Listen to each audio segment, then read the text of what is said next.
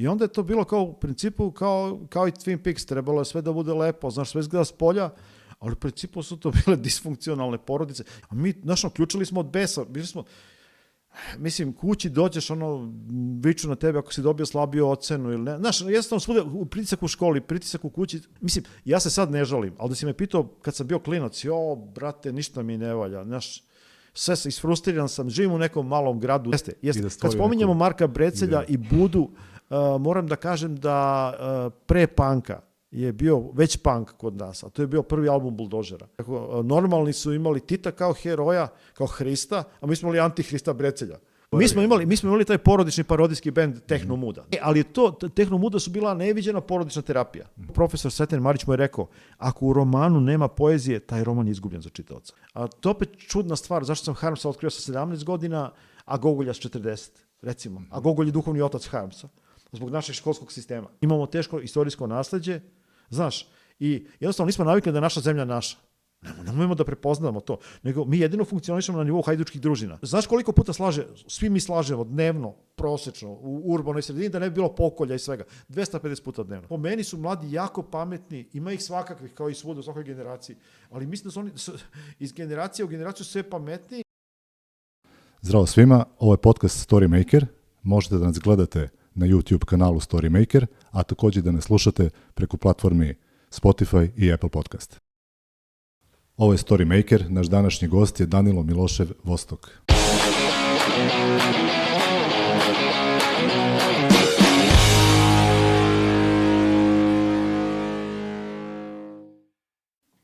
Moj gost već sedi preko puta mene, ali evo, pre nego što mu se obratim, pročitat ću nešto, mislim da će biti vrlo zanimljivo.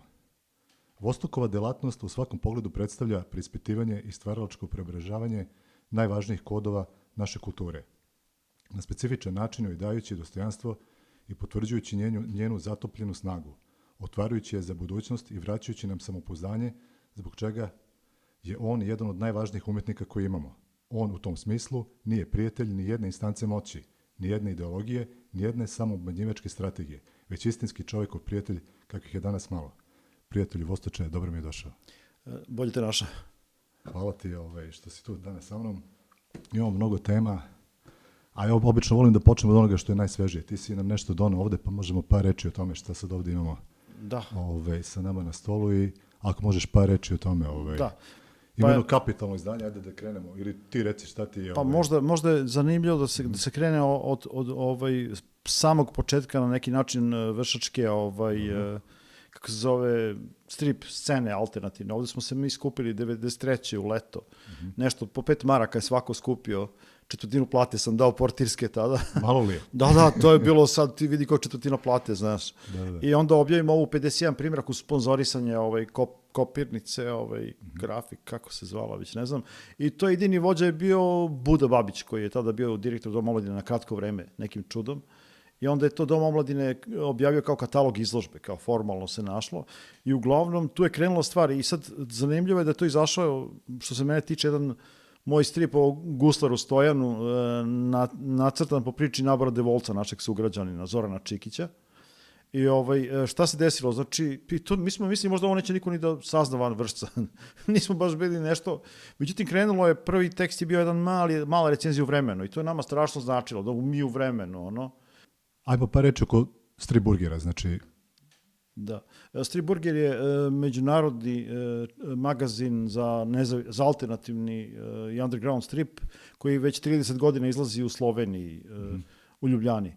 I već je postao veliko internacionalno ime. Sad u tom magazinu je izašao taj strip koji smo uradili Nabor Devolac i ja, koji je objavljen u Patagoniji u 51 primjerak, nakon 30 godina je objavljen u ovako kapitalnom izdanju na engleskom u 1000 primjeraka. I tako da je to neka potvrda, mi smo mislili da to možda neće privući pažnju naši radovi nikoga, evo ga ovde, preveden na engleski. I baš se radi o Guslaru. Kako je bio feedback snimate neke... Pa feedback, prvo je neobična stvar uopšte kada je Zoran Stefanović iz Beograda poslao naše stripove u Stripburger. Znači iz cele Srbije ljude, izabran.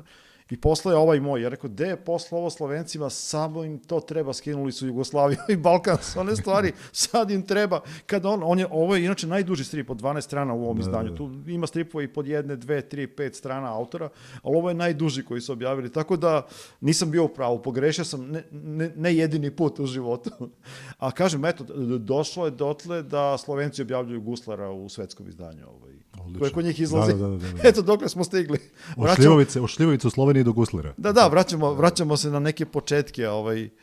Izgleda da su Slovenci su bili šampioni izlaska iz Jugoslavije, da su šampioni jugonostalgije, koliko ja vidim, pošto tamo provodimo. Tako, potrebna jedna generacija da se promeni, da bi se i odnos prema nečemu promenio. Potrebno je da se sučiš sa stvarnošću. I kad, što kaže Krleža, da Bog da vam se sve želje ostvarile, pa da vidite kako je. Da. Pominjamo i Krležu, priča se i o Krleži, pominjamo njegovu budući. Ono što sam hteo da kažem jeste da si mi pripremio, dok smo se pripremali za ovaj razgovor, ti si mi poslao jedan Word dokument, a to se radi o praktično knjizi intervjua, koji si radio sa Srđanom Čeperkovićem. I podalio sam, Herman Štern, on je napisao knjigu Strip i priključenja Danila Miloša Vostoka, tako da to je stvarno impozantan jedan intervju, ogroman. I tu si stvarno mnogo toga rekao. Mi ćemo pokušati da izvučemo neke najbolje delove iz toga i da nastavimo razgovor u nekom pravcu, pa vidjet ćemo kuda će on ići. To je knjiga razgovora koja je... Kako je taj proces tekao? To ne recimo. Pa to je, kako se zove, nalazimo se, spomenemo i mesto na kome se nalazimo, koje je jedno neobično mesto, ja mislim jedinstveno u sadašnjoj Srbiji, možda i u regionu, to je tačka susretanja, nezavisno mesto za kulturu i mi smo se sreli u tački susretanja.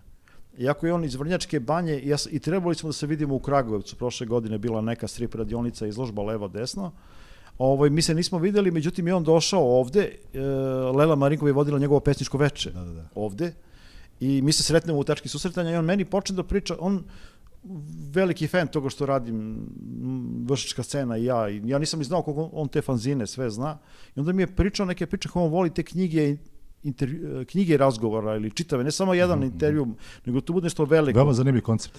I pruža baš detaljan uvid u umetnikovo delo. Spominjao mi je neke naše alternativne umetnike za koje ja čak ni ne znam. On je jako puno načitan. On je mlađi čovjek, ali je puno načitan. I onda se desi, online kontakt se nastavi i on bi hteo ti da mi nešto kao probamo. Pa rekao, može, ajde da vidimo kako će to da ispadne. I onda mi uvatili da kucamo fanatično. To nije mnogo dugo ni trajalo. Dosta je veliki obim toga. Sad, ostalo je da Zlata to dizajnira kad stigne od milijardi obaveza koje ima. Zlata tu sedi i sluša. Pravimo se da nije tu Zlata je sve vreme sa nama. Ali mi se nikad ne razvijamo, mi smo ko sijanski blizanci, šta se radi, pa moramo i u podcastu tako. A kako se zove... Da li će biti objavljeno u nekom vidu? Već smo se dogovorili, ovaj Srđan je rekao, nikada nisam dao pari ni za jednu knjigu, ni za svoju, ali ovo za ovu ću da dam. I onda je rekao, sačekaj ja i pozovem ja Jovana Gvera, čovjek koji mi je objavio, iz SKC-a Novi Sad, koji mi je objavio 7 knjiga do sada. I on je rekao da nema problema, da hoće. I ostaješ da se završi, kažem, taj dizajn i to i da pošaljemo i eto. U isto vreme, mislim, jako se neobične stvari meni dešavaju, eto, kažem, počeli smo skromno od nekih prvi fanzin koji izašao ikada u Vršcu, isto je bio u vreme kada je Budimir Babić bio Buda u Domu omladine, to je bio novembar 92. I zvao se Istina o Jozefu K. i Gregoru Samsi.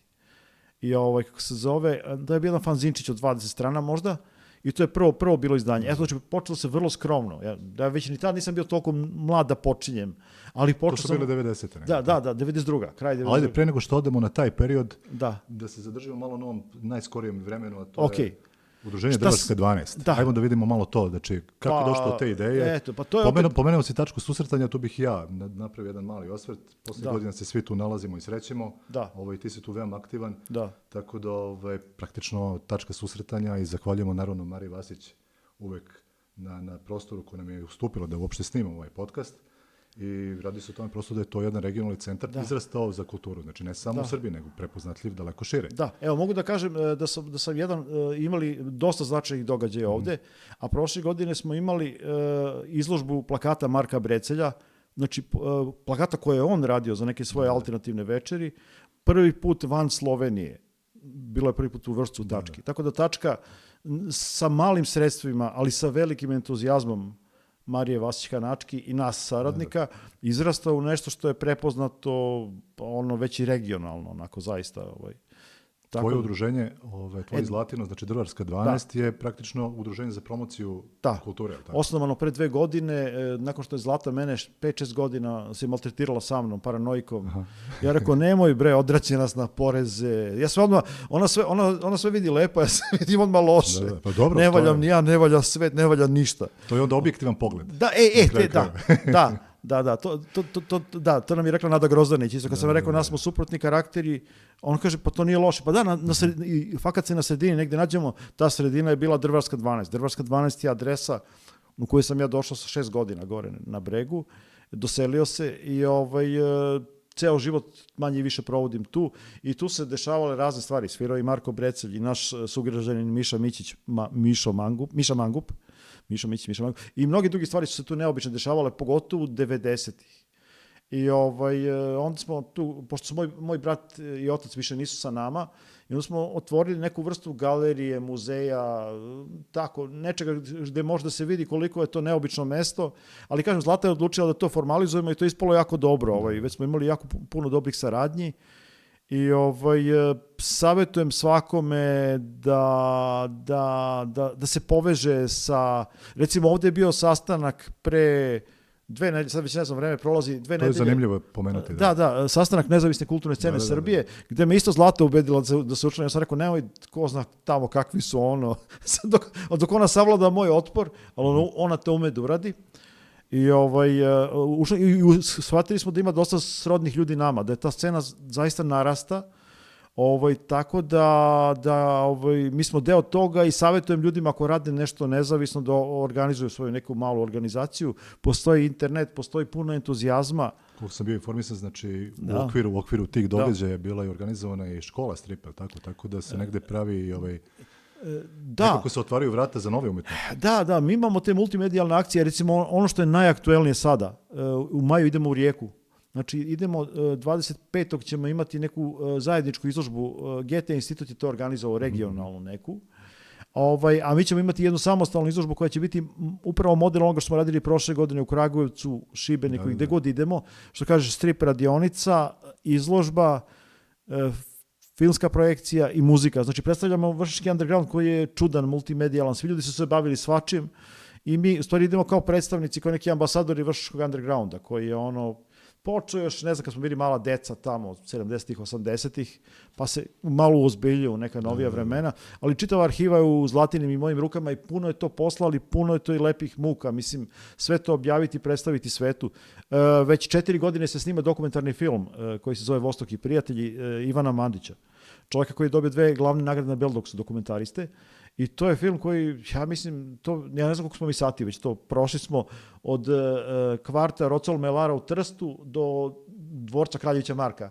Ispod njega smo možda zadnje snimke pravili prošle jeseni i tako da gomila stvari se dešava. Ja kažem, mi nismo zaposleni, Zlata i ja, ali toliko radimo da nemamo ni vikende, ni godišnje odmore, stalno se nešto dešava i mi gledamo da putem našeg udruženja i putem udruživanja sa ostalima. Jako je živa regionalna scena, pa imamo prijatelje i u Varšavi i svuda. O Sloveniji nam je kod druga domovina, tamo smo non stop nešto radimo sa Slovencima i tako. Ajde sad da probamo malo, pomenuli smo ove najaktuelnije događaje, ono što se izdogađalo poslednje vreme i osnivanje udruženja Drvarska 12 i tako dalje. Ajde da probamo da, to obično volim sa sagovornicima da se udaljimo u prošlosti, da negde vidimo kako je sve to počelo. Pričamo o jednom malom gradu koji se zove Vršac. Pa jeste. Sticajem okolnosti oboje smo iz tog grada, nevezano, ali nevezano, ovo je, znači, ne obraćamo se samo Vrčanima sada radeći ovo, ali vrlo često, ti si čak pominjao negde i napravio neku paralelu između Vršca i Twin Peaksa, to mnogi rade. I ja to često radim ovako. Pa to sam čuo od drugih iz Beograda. I to je vrlo interesantno. Sad, kako je to, kako je jednom Twin Peaksu 70-ih godina prošlog veka odrastao neki klinac i kako je živio, kako je došao. O tome se mnogo govori u stripu i priključenije Danila Miloša Vostoka, pa ajde da krenemo negde tako. Znači, kako je to krenulo? Od porodice, škole i tako dalje. Znaš kako, to je izgledalo tako. Kad te neko pita koji je prvi taj moment, čega se ti zapravo setiš? Pa sećam se recimo da smo mi, bili smo klinci, Miša i ja, i recimo, znaš šta, mi smo bili u jednom razredu kod učiteljice Nade Ilić koja je bila strašno cenjena, 2 puta dobila Oktobarsku nagradu, znači elitni razred, stavili su decu. To je škola? Olga Petrov. Znači, dobro. decu tehnokrata ili birokrata, direktor psihijatrije, gradonačelnik, ćerka njegova, sin direktor, znači moj ćale mikrobiolog specijalista, znači kao i sve iz nekih tako familija, a stavili su začinski par radničke dece, da izgleda kao, znaš, i onda je to bilo kao u principu kao i Twin Peaks, trebalo je sve da bude lepo, znaš, sve izgleda s polja, ali u principu su to bile disfunkcionalne porodice. Jednostavno, nesreća tih ljudi, naših roditelja, po meni, egzistencijalni, oni su materijalni strahovit skok je bio. Standard je bio, valjda, 74. najveći u istorijama svih Jugoslavija. Jaka srednja klasa. Da, sve to. Materijalno je bilo fantastično, ali oni su u principu njih, kada je bila revolucija, puno su ih doveli sa sela u grad, i onda izgubili su taj primordijalni koji su imali u selu, te veze sa zemljom. Došli su u grad, stavili su ih od dela, stavili su ih u fabrike, a to se ne može tako odjednom. Mislim, slična priča je ljudi koji su naših godina grunge generacije, Kurt Cobain, oni isto pričaju kao veš mašine, sve tehnologija, sad ti je lakše da živiš lepše nego ikada, ali čovjek nije samo materijalno biće.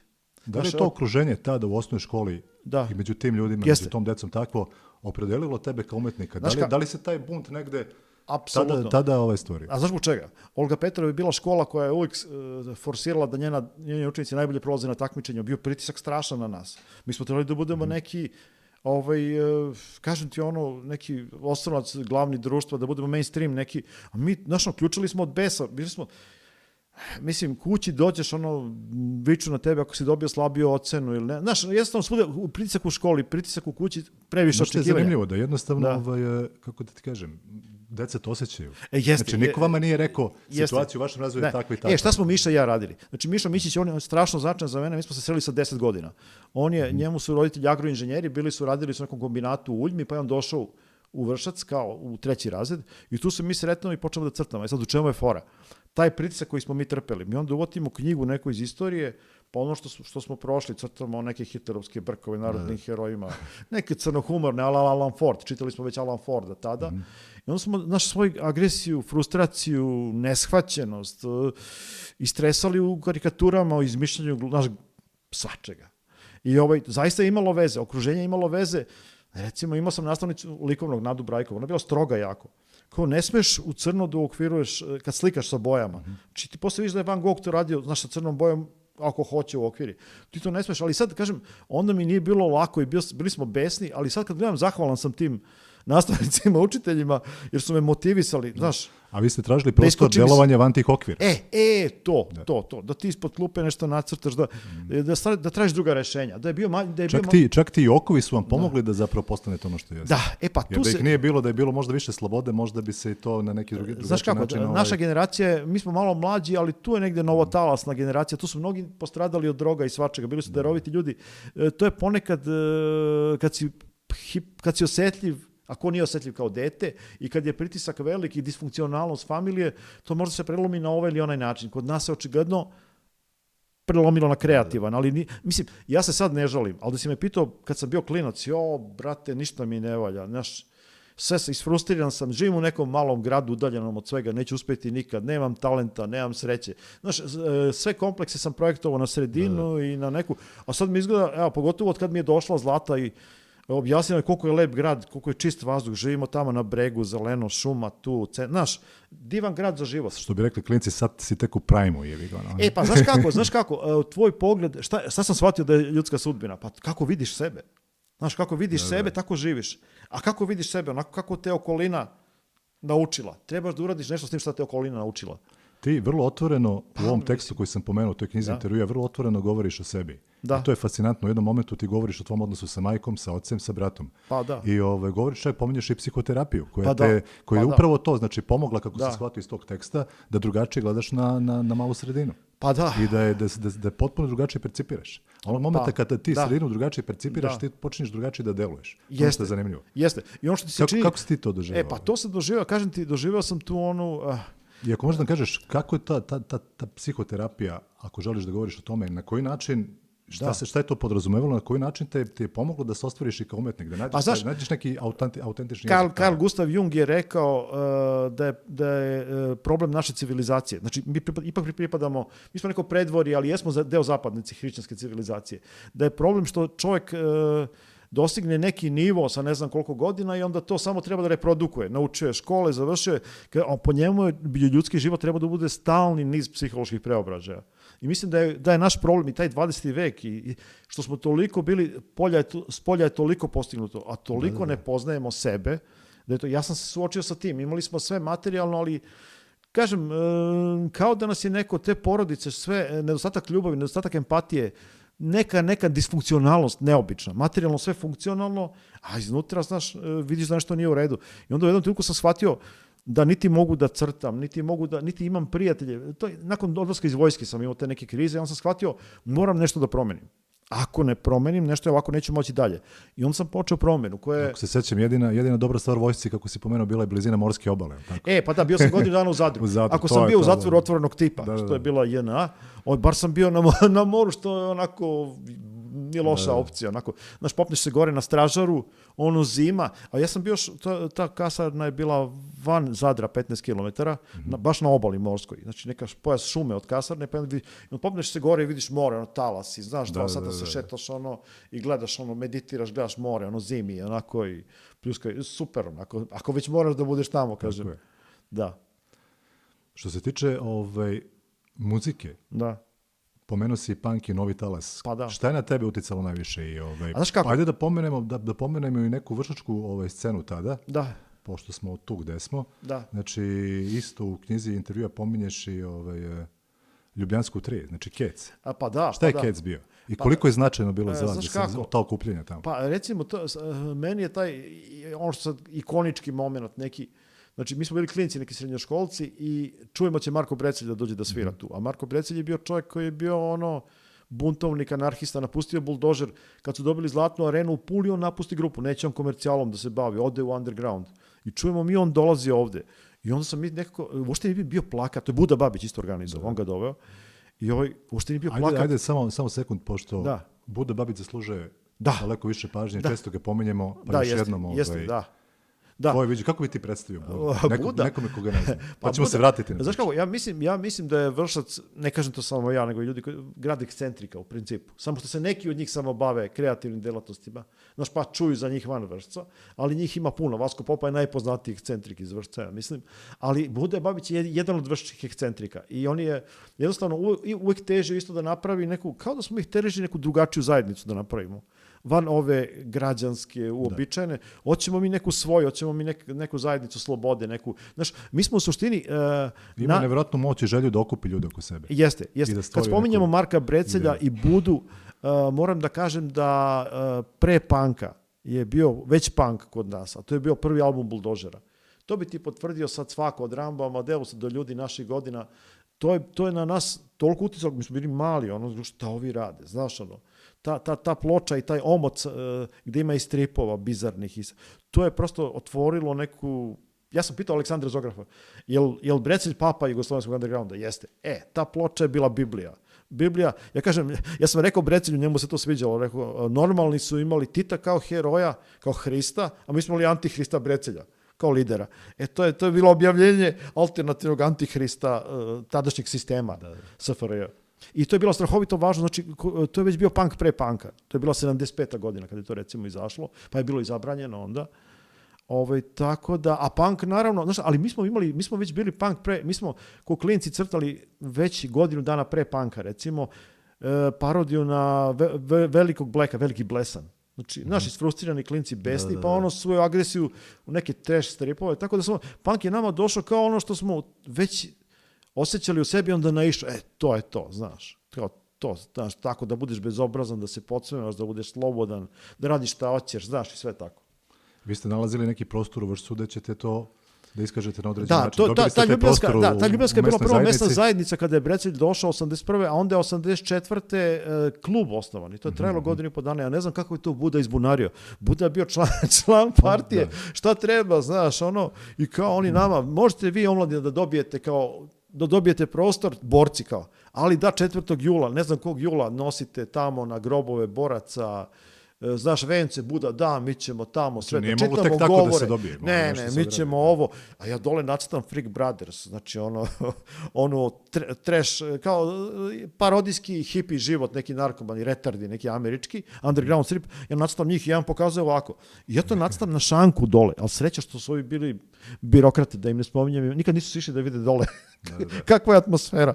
Tako da to je trajalo 1 godinu i po dana, po principu došli divlji distributeri, pitaju, on su došli ljudi koji piju i tako, znaš, ono, svaka kafana kad se provali mesto, dođu oni koji nisu trebali da dođu i tako. Ali uglavnom trajalo je 1 godinu i po dana i to je isto Buda jako zaslužen, i Miša je tu bio i Dima koji je urednik Patagonije i dizajner, bio i izdavač. I Dule Svilarov je bio ozbiljna četvrti. ekipa u to vreme. Da, njih 4 su bili neka 4 i Dule Svilarov je bio tu. Jeste, to su bilo 80. i opet ja mislim taj KEC, to se zvalo KEC, kulturno-eksperimentalni centar. Ja mislim tako nešto isto teško da je negde postojalo. Možda ponegde, možda u Sloveniji negde, ali baš je bilo jedinstveno. I tipično je, kažem ti, Vršac je grad po meni ekscentrika, ali često ljudi u svojim sobama provode živote i čudno se ponašaju i vidiš ih pričaju sami sa sobom. A nas Šaka je htela da napravi nešto toga. Da se to čuje i van Vršca. Tvoj odnos u porodici je vrlo isto zanimljiv. Ti si često pominješ tvog oca Bogdana, tako Boću, kao jednog od začetnika alternativne scene. Je li tako? Pa jest. Nažalost, ni on i tvoj brat više nisu sa nama. Ne, pa da. Pominješ i u knjizi intervjua, pominješ i svoju majku s kojim je odnos bio takav kakav je bio i gde si u tom odnosu negde sazrevao kao buntovnik između ostalog. Pa jeste. Pa to je taj čudan, znaš što ti je pričao, ja kažem za Vojvodinu da je Vojvodina susret kultura, jel? E sad, moji su svi Srbi po nacionalnosti, ali po mentalitetu su kao da su došli iz 2 planete. Pola su mi Ličani Bosanci, a pola su mi ovi Lale, ovdje su 300 godina. I onda sve su se te suprotnosti i lične i kulturološke prelamale u kući. Kao dete nisam bio srećan zbog toga i nije bilo lako nikome u suštini, ali sad kad pogledam, to ti je spoj nespojivih suprotnosti. Jedna naša prijateljica koja je psiholog je rekla, moji tata i mama su bili kao pas i mačka, ali nikad nisu mogli da se razdvoje. Stalno su zajedno, stalno te neke varnice, to su ti nerazrešene probleme. Ali sad kad pogledam, zahvalan sam i ocu i majci. Neko kaže Svrabiša i Češko sindrom. Znači. Da, majka je bila, ona je bila striktna, nije volila humor, disciplina, rad, red, a Ćale je bio kao Homer Simpson, onako na esidu, mislim, stalno neke odvaljivanja, neke fore. Znači, potpuno dve, ne možda veruješ, ali sad kad pogledam, posle mnogo godina i posle psihoterapije i posle raznih životnih izazova, ja sam zahvalan svojoj sudbini. A tad sam mislio da smo ukleti svi.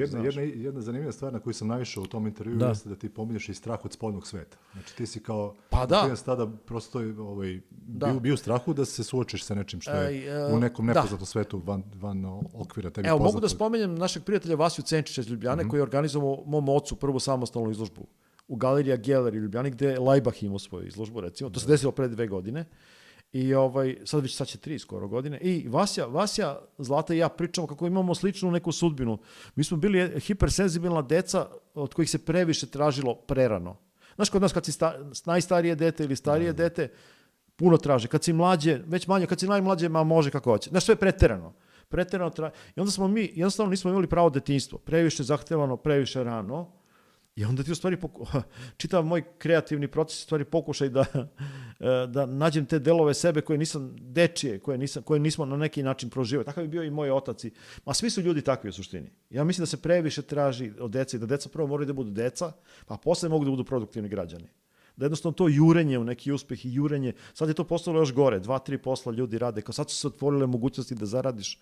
Ne znam posle kad budeš u mojim godinama ili kasnije, kad svedeš račune, da li je trebalo toliko juriti, gde ti je porodica, znaš. Jednostavno, opet se vraćamo na tu psihološku priču, ali suštinske neke transformacije. Ja sam uspio to kroz kreativni rad da te neke suprotnosti, izazove... Što kažu, postoji ti neintegrisani delovi ličnosti koji ti pre ili kasnije zakucaju na vrata i kažu čekaj, tu sam.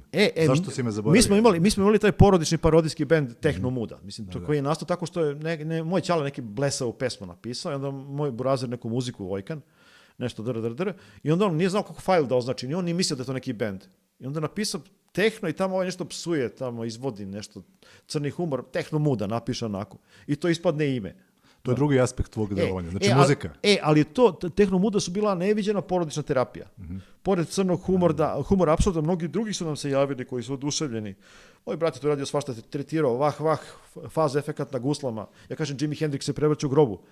Ti njegove efekte premenjuješ na guslama i tako. Mislim, mnogo je tu bilo zezanja nad realizma, ali stvarno, posle 10-15 godina, mi smo toliko bolji odnos imali jedni s drugima. Nekako smo se, jednostavno ovo je sve, ako čovjek iskreno radi, terapeutski potencijali su ogromni. I ti si uspevao da ih pronalaziš na najrazličitije moguće načine. Čak i nesvesno, ti nisi tražio se konkretno nešto što će ti pomoći. Ne, masa se toga desila. Šta sam otkrio u životu? Prvo, nisam bio dovoljno dobar crtač, ja sam bio inhibiran, a Miša je bio savršen crtač. I onda se ja nakačim Miši, a ja uvek imam neke lude ideje. I onda mi počnemo zajedno. I onda koliko god sam bio nesamostalan ni teško, ali sam uspevao da uspostavim saradnje koje su bile, ja sada vidim kao ovaj guslar, recimo, sa ovim naborom, čiletom. To je znači, kad ti nešto ne ide, kad si pod pritiskom, ti onda možda razviš neke druge mogućnosti. Pa te druge mogućnosti koristiš da se stabilizuješ. Eto, to. Tako da moje iskustvo je tako da trebaš, moj otac je održao za vreme bombardovanja onako, jedan epik, jedan govor koji je stvarno onako neverovatan i gde je rekao da u umetnosti treba slobode, da u životu treba slobode, da je potrebna sloboda izražavanja, da je potrebna tako, eto. To je, negdje smo se tu, negdje brat i otac i ja našli oko neke u suštini slobode da se ti izraziš kakav jesi. Da, na kraju da vidiš kakav jesi. Jel? I onda kažem, to je došlo do toga da je Marko Brecelj postao obožavalac mog oca. To se vidi u Zlatinom dokumentarnom filmu. Neko koji je bio tvoj idol u mladosti. On je bilo takvog čala tada ima, recimo. Tako da, interesantne stvari. Da. Što se tiče konkretno te muzike, koji su te grupe koje su ostavile na tebe neki trag i ako su ti bili neki uzori u nekom stvaralaštvu, na domaćoj ili stranoj sceni? Znaš, kad smo bili klinci, negdje pomenješ jednu stvar Ramonsa koju si slušao kolima se čale. To se desilo, to je bila 77. Kao to je bio tvoj prvi susret sa punkom. Jeste, to je bilo. I remember you, tako? Jeste. To je za Ramonsa čak balada, za njihov nivo. Jeste, tu se čuje neka gitara i sve. To je pevljiva pesma koju vjerojatno klincima onako uđeš. Ali to se desilo, ja mislim 77. u kolima je to bilo nešto. Idemo mi onim Renaultom 4, nešto za Zrenjanin, Novi Sad, ne znam. I čuje se I remember you Ramonsa. Da, to je bilo tada i da, mi smo bili klinci i onda to te obeleži. Pa tada je bila Radio Novi Sad, pogotovo je bio jako dobar. Imao si emisiju, ja ne znam da li je tada, ali krajem 70-ih je počela jugoslovenska pop scena, pop scena, ja mislim da je bilo ime. I to je brat od ove Maje Gojković, da ne veruješ, njen stariji brat, koji je isto advokat, on je vodio tu emisiju i tu si mogao da čuješ recimo demo snimak Lune za koju niko nije znao, nestvarne stvari i šta ja znam tamo, znaš neka duža verzija, ko šta je ovo, znaš, i čuo sam recimo pesmu koju nikada, samo mi je Zograf potvrdio da postoji, zove se Moja radio stanica od Idola, to su rani idoli, to niko nikada više nije potvrdio da to postoji. Zograf je rekao, jeste, sećam se, te pesme nema na netu, to si mogu da čuješ tamo, takve raritete. Znači, karakteristika našeg detinjstva jeste bila malo slobode u medijima, ali se sa Novim talasom osvajala sloboda. I sa tom prvom pločom Buldožera i sa Azorom kasnije i sve to što se dešavalo, znači sa Johnnyom Štulićem i sa filmovima Crnog talasa osvajala se sloboda. I zaista kad sad pogledam, ti si uvijek nezadovoljan, ja bih htio da živim ko u Americi, ja bih htio slobodu ko u Americi, ali kad sad pogledam, bilo je dosta slobode. I moralo da se uloži trud da bi se došlo od tih stvari, da bi se čulo to, da bi se došlo od tih albuma. Da bi se nekako... jeste. Znaš, karakteristika šta... Opet se vraćam za razliku od današnjeg digitalnog vremena gdje ti stvarno sekundi možeš da nađeš šta god hoćeš. Znaš šta je problem? Uvijek treba da, čini se, ponovimo koliko je bilo neophodno napraviti napora da bi se došlo. Izgleda da čovjeku treba određena količina muke samo koja ga ne slomi. Totalno. Recimo, sad ljudi ne shvataju, klinci imaju mobilne, mala deca. Evo te, mi smo sanjali 93. kameru da imam. Znaš šta, nisam sve snimio. Nisam imao para da... A sad svako ima kameru. Razumiješ, to je bolje od one VHS koju sam ja posle jedva nabavio, neku kršinu polovnu. Ovo hoću kažem, a to sad retrospektivno ja vidim. Onda sam mislio, što se ja mučim ovdje što ne živim ko na zapadu. Da živim ko na zapadu, znaš, mene je brat zvao u Holandiju. Pitanje je da li bi bilo Vostok da si bio na zapadu? Ne.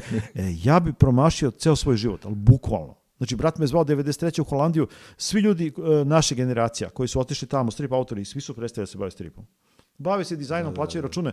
Mislim, ja sam i ovdje uspio da platim račune, ne pitaj kako. Jedan si od retkih koji je ostao zapravo da se bavi ozbiljno onim čime se bavio pre 30 godina. Pa znaš kako, baš kažem, Zlata i ja razmišljam kako ovdje živimo. Živimo skromno, ali smo slobodni. Znaš, mi ovu slobodu koju imamo ovdje ne bi mogli da imamo nigde.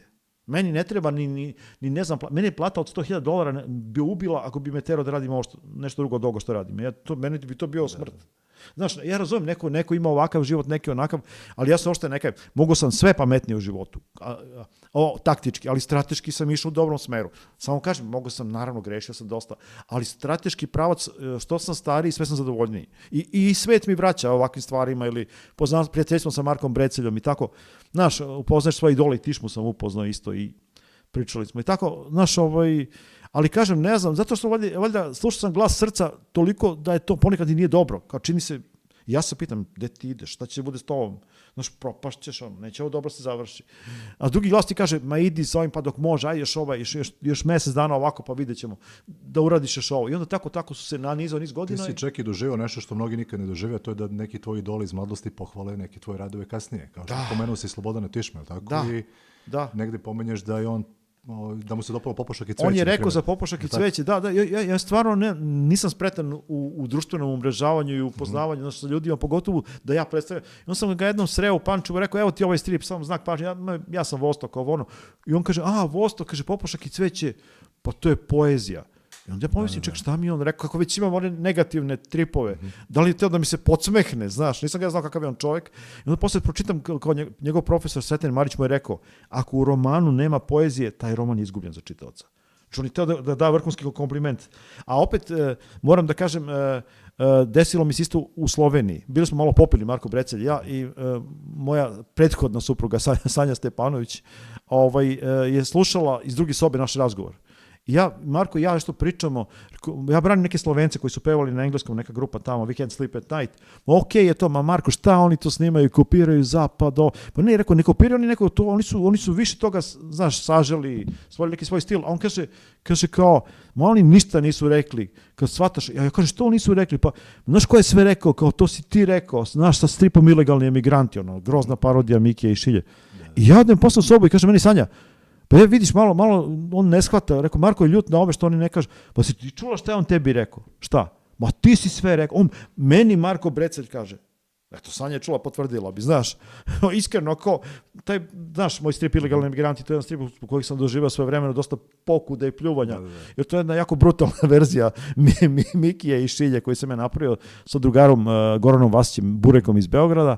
Ali, na kraju susretneš svoje, ja nisam mislio da će ikad upoznati s tim ljudima, kamoli da oni će imati pozitivno mišljenje ono što je radim, su pročitali neki strip, ali eto, život te dovede, eto, znaš, ako si iskren i ako radiš. U undergroundu je upravo ta priča, znači tu postoje neki kanali nama možda nekad i nedovoljno vidljivi i jasni, znači, ali ipak neke stvari dođu do nekih ljudi. Na vrlo čudne načine. Da, i to što je rekao Radovan Popović, jedan od ljudi jako bitnih sa scene 90-ih naše, koji je davao magazin Striper i crtao, kaže, naš underground strip nije to kopija zapadnog, to je naš underground strip. Tako da, koji se osniva od ruske avangarde pa do raznih uticaja drugih. Da. Ima još jedna stvar koja je jako značajna, rekao bih, u tvom životu i stvaralaštvu, to je književnost. Ti vrlo često naglašavaš da si samouk. Da. Ti si mnogo čitao i baš u najtežim onim danima, kada kažeš da ti je bilo zaista teško. Da. Tako da, šta je to bilo od knjiga? Koje su te knjige? Pa znaš kako? Pomenješ Bukovskog. Da, pa Bukovski, ali... U to vreme sa 17 godina je vrlo zanimljiv čitati. Da, jeste, ali sad sam baš duboko razočaran koliko se Bukovski postao populistička neka. Evo, baš dele su oni mimovi na neku sa raznim njegovim citatima i otprilike se svodi na taj citat. Ali nama u to vreme, malo sam mlađi od tebe, ali u to vreme sa 16-17 godina otkrivanje Bukovskog je bilo daleko značajnije od onoga što danas on predstavlja. Rekao bih mladima. Da, jeste. Pogotovo Bukovski, prva knjiga koja je izašla, Zabilješke starog pokvarenjaka. Nju sam gledao te iste godine kad sam gledao Brecelja u vršcu i to je Bukovski iz 68. iz LA Free Pressa. Znači Bukovski koji ne piše ni velika slova, totalni pravi Bukovski. A posle Bukovski pokušao komplekse da leči, piše neke romane, nešto. Znaš, ja volim Bukovskog ranog. Ako volim Bukovskog iz 60-ih. Nama je otkrivanje Bukovskog značilo otkrivanje nečeg što je potpuno drugačije od onoga što se ti susrećeš u školu. Jeste. I nešto što je, eto, konkretno u mom slučaju, te natera da čekam nešto da napišem ja. Jeste, tako sam ja kao mlad doživeo. Da, ja sam iste godine otkrio i Harmsa i Bukovskog, ali niko u gradu nije tad znao za njih. Znaš, a to opet čudna stvar, zašto sam Harmsa otkrio sa 17 godina, a Gogolja s 40, recimo. A Gogolj je duhovni otac Harmsa, zbog našeg školskog sistema. Znači, ja čitam ništa što je bilo u lektiri. Ja sam čitao puno, ali ništa, znači, sistematski sam. Pogotovo sam, što je srednja škola više, odmicala sam se više bunio i čitao sam samo što ja hoću. I kako se zove, onda sam preskočio Gogolja, a Harmsa otkrijem u omladinskom časopisu. Nijedna knjiga Harmsa nije izašla kod nas. I to je bilo 81. I otkrijem neke ludačke priče. Ja ne mogu... Mora da bio totalni šok kad si otkrio Harmsa. Totalni kulturni šok. Ni do sad se nisam oporavio, srećam od njega. Ali onda, znači, slučajno u 40. godini života, Grabovski ima ovakav štos knjiga, neću ovo stići nikad da pročitam, dono mi ne znam ko, uzmi šta hoćeš. I ja, ajde da vidim te mrtve duše. I ja to pročitam i odlepim. I kapiram zašto je Harms obožavao Gogolja. Znaš, nije Gogolj samo Taras Buljba. Oni ti u školi daju od Bodlera, ti daju Albatros, a ne daju ti Litanije satani.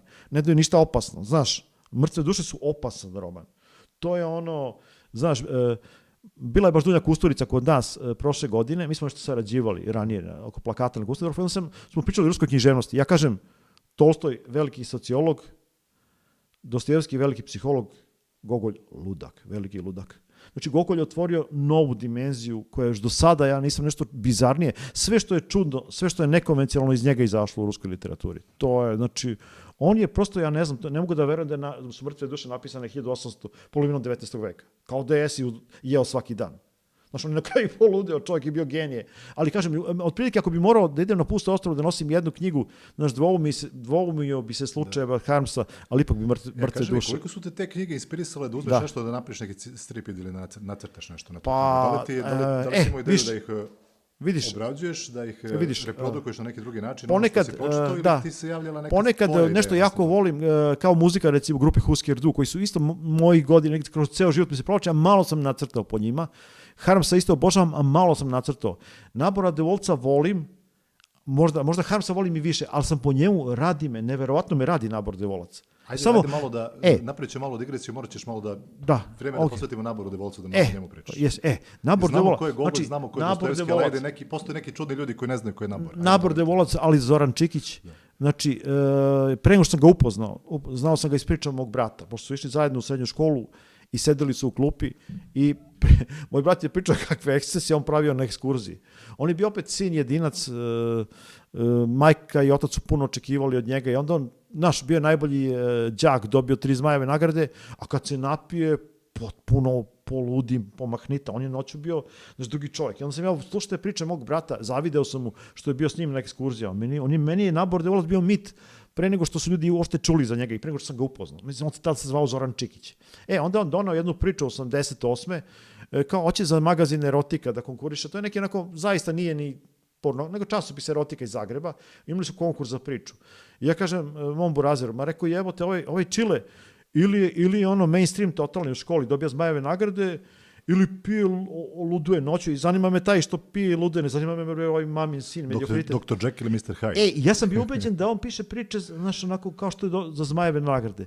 I ja tek posle 3 godine donese on neke priče, vidimo se, i ja pročitam, ja sam teo da umrem od smeha. Kad sam pročitao Čudo u Gornjoj Prdokolji, znači, meni se lice ukočilo, ja sam plakao, ja sam teo se ugušim od smeha. Znači, ja sam propustio iz predrasude. Ja sam mislio, znaš, on kad piše, to piše kao što je dobio Zmajeve nagrade. Ne verujem ja u to. Znaš, karijerista, kapiraš? Nisam znao da onaj Dr. Jekyll ili Mr. Hyde. Znaš, nisam znao ko je to napisao. Vidiš, ti si imao predrasude, čim si rekao, da čak je to neki štreber, jebi ga, bataliga. Apsolutno, znao sam za 2 strane njegove ličnosti i imao sam predrasude, nisam verovao, ali on je u literaturi bio ona druga strana ličnosti, koju sam ja volao. I onda sam toliko stripova uradio po tome da, evo, jedan izašao i ovde. Moraš da mi kažeš, odnosno da kažeš i s našim slušalcima, kome si ti rekao da je Nabor de Volac srpski Harms? To je rekao Aleksandar Zograf meni. Aha, dobro. Aleksandar, kad sam ja nešto rekao, šta misliš o njemu? Nabor de Volac je srpski Harms, to je rekao Aleksandar Zograf. A da li ima, negdje se u intervjuima pominjao popularnog Maka, a kad kažem Maka, ovaj put mislim na Dušana Makavejeva. Opet se desio susret sa Makom, se desio u Pančevačkoj elektrici, jer Zograf je u stvari kontaktirao s njim. Ja kažem njemu, otkud ti znaš Makavejeva, otkud on došao ovde? Kako si ga našao? Kaže Zograf, nisam ja našao njega. Pošto Zograf u Vremenu objavljuje. Vremene čita puno ljudi, ali to bila prilično odabrana publika i ovaj u Parizu čitao njegove stripove. I onda ga je Zograf doveo u taj, to ti je neki alternativni klub Elektrika postojao tada. To je bila neka 2007. 8. ne znam koja godina, tako 9. I onda upozna me Zograf sa njim i on mene, ja mu pokažem album Podzemne vode i kaže on meni kao, ste vi crtali, vidim to neobično zanimljivo to što radite, ste vi razmišljali da crtate po Harmsovim pričama. Rekao, nacrtam nešto malo po Harmsu, ali imamo mi naše Harmsa, srpskog Harmsa, rekao, nabor devolac. I onda vidi taj album, knjigu Podzemne vode, i onaj strip Najduži dan, on kaže, da, ovo je interesantno. Tako da, ne znam da li je kasnije pročitao nešto, ali otprilike čudan je to susret bio, mislim. Daš, Čile, nabor devolac je previše skroman čovjek i on nije pravio nikada nijedno književno veče. Odavno je odustao od pisanja svega toga, ali je meni ostavio cijelu svoju arhivu. I ja se 30 godina već borim sa tom arhivom i još ćemo nastaviti da je skroz uprizorimo u obliku stripa. I na kraju da izdamo njegova izabrana dela u stripu, makar ovakvim sveščicama, eto, to je plan. Inače, meni je on neverovatan, ali to ti je tipičan vršački ekscentrik, kažem ti. On nikada nije pisao, on je pisao sa nogu, tako reći, on nikada nije bio pisac, nego nešto mu dune, najviše je pisao najluđe priče kad je imao užas marksizam. Tako krasa ovaj čudan grad, vrlo često. Pa da, on je pisac sa nogu, onako, pisac inspiracije. Znaš, kad je imao ispit iz marksizma, sociologije neke odvratne i onda je tako parodirao taj sistem, a ti kad čitaš sad njegove priče, prosto ti žao, želeo bi da živiš u toj Jugoslaviji. Tebi sad dođe nostalgično, simpatično, on je to pisao zašto je bio besan, a tebi sad to delo je sve simpatično, znaš, kad vidiš. I tako da je... Pomniš neku njegovu priču, da li ima autobus u nazivu? Autobus, tako. Jeste. On je stavio gomilu priča, meni dao i rekao ne, on jako, to se ne objavljuje nigde, ja nacrtam po tome strip i to izađe u našoj krmači, koja je izlazila i do 8, između 6 i 8.000 primjeraka, recimo. A gde on još to objavljivao te priče? Ili su izlazile negde on je, nekim zbirkama? Samo u magazinu to jest, Novosadskih filozofskog fakulteta studenata, i objavio jednu knjižicu, pazi kako je objavio knjižicu, to je išlo preko veze. Znači, ja nazovem Vasu Pavkovića. Pazi, kad sam ja vezan, možeš misliti koliko je to jadno. Koliko je taj pisac u teškom stanju. Da, ja kažem njemu, Vaso, ima jedan moj prijatelj, jako duhovite priče, piše, kaže, meni Vasa, preko telefona, nabor devolac. Otkud ti Vaso, znaš, niko ne zna njega. Pa iz tvojih stripova znam. Pa rekao, jel bi ti to objavio? Jel bi to mogo da se objavi negde kod Matice kao prva knjiga? Kaže, Vasa, znaš kako, kraj je već konkursnog ovog roka, ali znao je on šta je to. I kad je pročito i ode tamo i kaže, ovo mora se objavi. Tako da je Vasina velika zasluga. Sad smešno što na toj knjizi piše Progres, kao ko je sponsor toga. To je udbaško preduzeće. To je Mirko Marjanović bio direktor, toga se išlo, znaš, tu i Sloba bio, znaš, to je, znači ne da je udbaška firma, nego rekao jebote. I onda ja dobijem malo nakon toga oktobarsku nagradu dobijem Grabovski, ja rekao jebote, da li smo režimlije? Nabore, tebi na knjizi piše Progres, mi oktobarsku nagradu. Priča malo o toj nagradi, kako je to bilo? Pa to je bilo, ja pojma nisam imao da su nas kandidovali. Ja bio kod nekog prijatelja u Beogradu, tog Radovana Popovića kojeg spominjem. Radi se o nagradi koju grad Vršac dodeljuje. Da, dodeljuje 12 najuglednijih valjda ljudi to je bilo nekada 90. Zajedno, 96. Da, i kaže, meni dolazi brat od tog Radovana, nešto pripit, ne znam, ti si dobio nagradu, ujutru ustao, sam zgužvan, kao šta je, dobio si, kakvu nagradu, o čemu pričaš, gde sam ja, kao dobio si oktobarsku nagradu, zvali su iz Vršca, treba da vidiš, odem ja tamo, kući, kaže, Boća primio nagradu umjesto nas, znaš, mislili su i kažu kao, dobri su ti ovi sinovi, znaš, ne kaže samo ovaj stariji sin, ovaj mlađi nije, ovaj Grabović. I sad što je najjače, Grabovski je tad živao toliko nekim standardom da uopšte nije imao telefon, ni fiksni, kakvi mobili nisu ni postojali. I ja odem sa dan zakašnjenja, znaš, odnesem mu 200, to je protiv vrednost 200 maraka, ne znam kako je to dinara bilo, tu je bilo lova onda je. U to vreme ozbiljna lova bila. Svako dobio koverat. Ja njemu kažem, ej, vidiš, znaš, čovječe, dobili smo nagradu, jesi šokiran? Pa ne, znam da nas je Buda prijavio. Pa kad prijavio nas za to? Buda nas bi prijavio, pojma, nisam, znači, blage veze nisam imao. Znači, opet i Buda bio zaslužen. Pa da, Buda je tu, da, Buda je bio pokretač svakakvih čudnih događaja, da, tako da, eto. Što se tiče tih knjiga, da li si pokušao na neki drugi način da van tog ilustrativnog i crtačkog dela, da pišeš neke prozu ili poeziju? Znaš kako, mene brat, tero me brat, onako, kao, ajde... Ili to bilo neko kao nešto štreberski, pa neću time da se... Rasta osjeća, Rasta uvijek zna ko je kulo seljačinja, znaš, dok izlule se miriš, ganđe širi, prazilkom iz dupeta viri, to je neslavni stih iz te pesme, to sam ja napisao. Znaš, pošto to Boća otpeo neverovatno smešno. I svi su govorili da to Boća napisao. I ja kažem, ja sam, žao mi što nisam rekao da je on. Jer toliko bi bila fora. Da. Matori čovjek peva neku ludačku pesmu, regije, znači odvaljeno skroz. To je parodija na Delarno band, da sad ne pričam šta je to. Ali brat me je tero, znači da me brat nije tero, gde sam ja niti volim poeziju, ima poezije koju ja volim i malo je ima. I nisam sklon poeziji uopšte toliko. I on kaže, ma daj ti umeš da napišeš. I onda me on natjerao, ja sam napisao par tih hitova. Mi smo Tehno Muda, VR Tehno Bolos isto. I tako, namenski, zato što je brat tražio to od mene. Eto. Znaš, bila je to neka interakcija. Ajde nešto. Je bilo moguće tada to vidjeti, tad pričaš mi o vremenu kad još nije bilo YouTube-a, je tako? Da, Tehno Muda su 99. krenula. To prikazivalo neki pa spot. To je bilo, recimo, bila je izložba u Kovačici. Recimo, to je bila izložba u Domu naivnih slikara.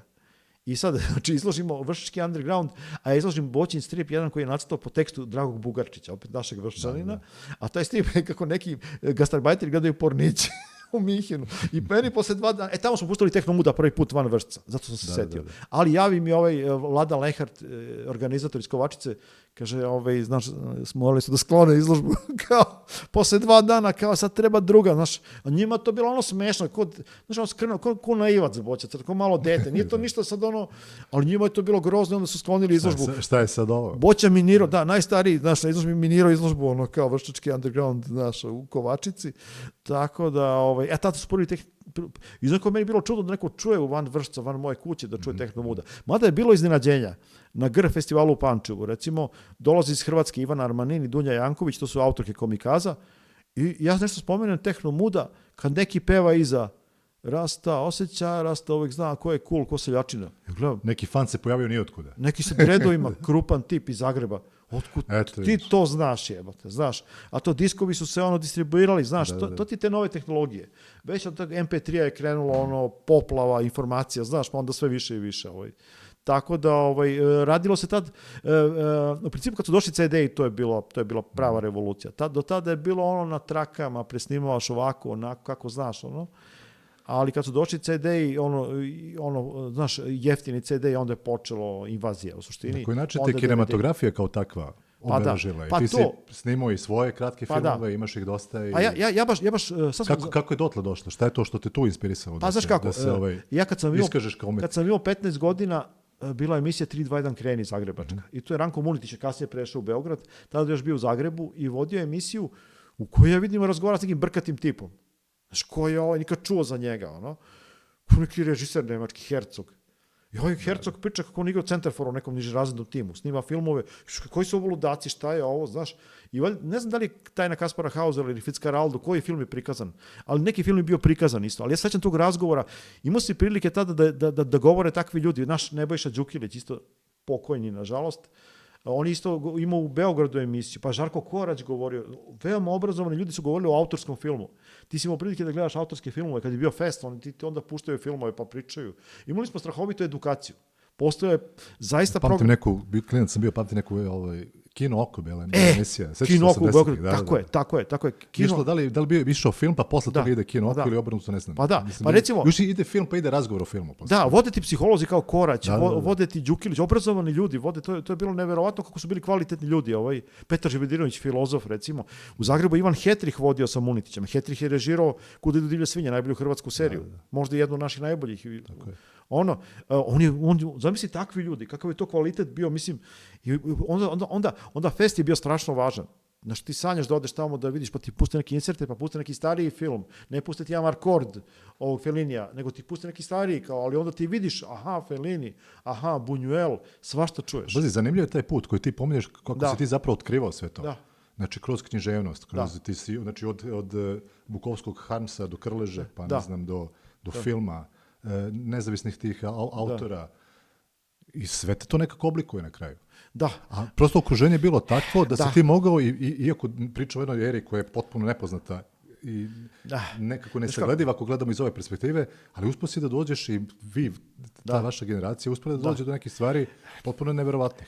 I da se okupi oko neke zajedničke ideje i da gura neku svoju priču. Pa znaš kako, to su ta razna iskustva. Evo ja sad kažem, recimo ja sam strašno mrzao grupu Duran Duran kad sam bio u srednjoj školi. Znači to mi je bilo dno dna. Sad kad čuješ prva 2 albuma od Duran Duran, pustiti to. Dajte mi Duran Duran na radio. To je stvarno autorska muzika. To je neki čudan fenomen koji se događa sa muzikom 80-ih. Znači sada pustimo the best of 80-ih i sve nam se sviđa u to vreme, modern talking i to je moglo da se sluša samo U Luna Parku. Da. Sad mi je nekako lepo kad čujem Modern Talking. Da, u odnosu na ove, na ove kompjuterski generisane, da. Pa to ti je, vidiš, možda smo i taj naš san o zapadu, i možda nismo znali koliko nam je bilo dobro. Znaš, videli smo samo što je loše. I videli smo, što bi rekao Nele Karelić, taj izlog jeftinih slatkiša koji su nam pokazali, znaš, i to kako je ovde sranje, kako je tamo. Evo, recimo primjer iz 2011. Aleksandra Sekulić-Caca iz Centra za kulturnu dekontaminaciju. Ona je napravila jedno izdanje u saradnji sa Narodnom bibliotekom Srbije koje se zove Nevidljivi strip. Nevidljivi strip je antologija našeg stripa, odabrani strip, naši alternativni stripovi, 500 primjeraka na srpskom, 500 primjeraka na engleskom, 500 na nemačkom. I išlo je u Brisel. I tamo se srela sa nekim predstavnicima narodnih biblioteka. Oni su bili šokirani da tako nešto... To je dizajn, kao što kaže za ovo da je dobar dizajn, a Lazar Bodoža je dizajnirao. To izgleda stvarno svetski, onako. I kako se zove... Kaže, oni su im prosto zavidjeli što kod nas, tad je bio Sreten Ugličić još direktor, pa posle su ga smenili, ovo što je kod nas bilo moguće da tako nešto izađe, kapitalna antologija, da Narodna biblioteka Srbije bude izdavač. Znači, ovi su gledali komu ne mogu da veruju, znaš što, to nije kod njih nemoguće.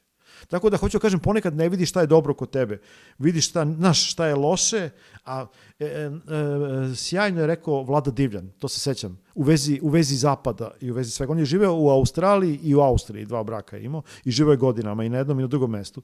I rekao je, misliš kad odeš u inostranstvo, pogotovo na zapad, uspećeš da poneseš sve dobro odavde, a dobit ćeš dobro odande, standard, radit ćeš puno, ali imat ćeš, a ne može tako.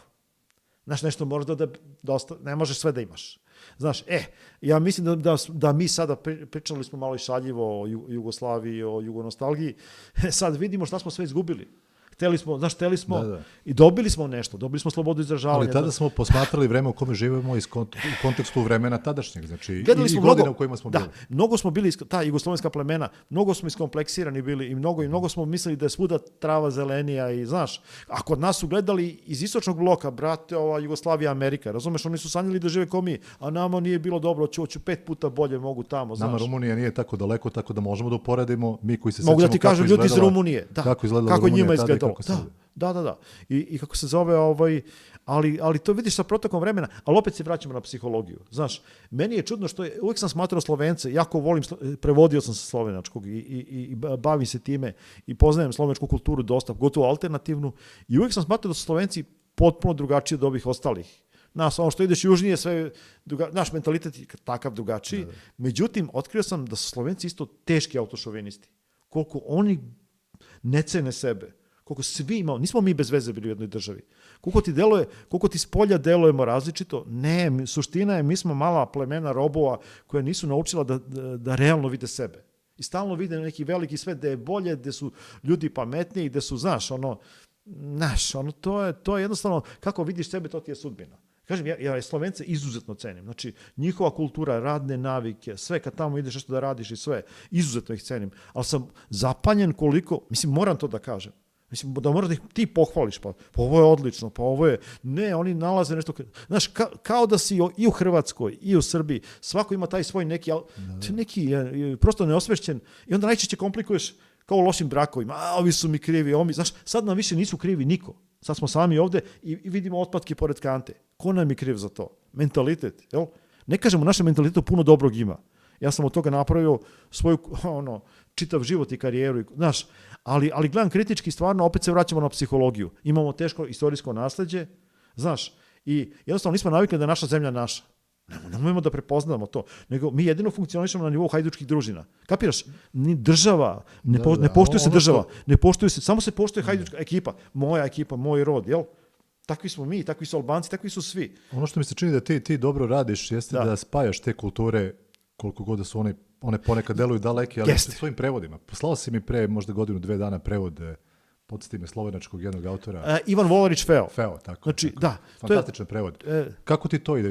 Koliko ti to je? Rekao mi je prijatelj Vasja Cenčić da je odličan prevod isto. Znači, mislim, ne znam ja slovenački, ali prosto kažem tekst takav kakav je jako dobar. Znaš zbog čega?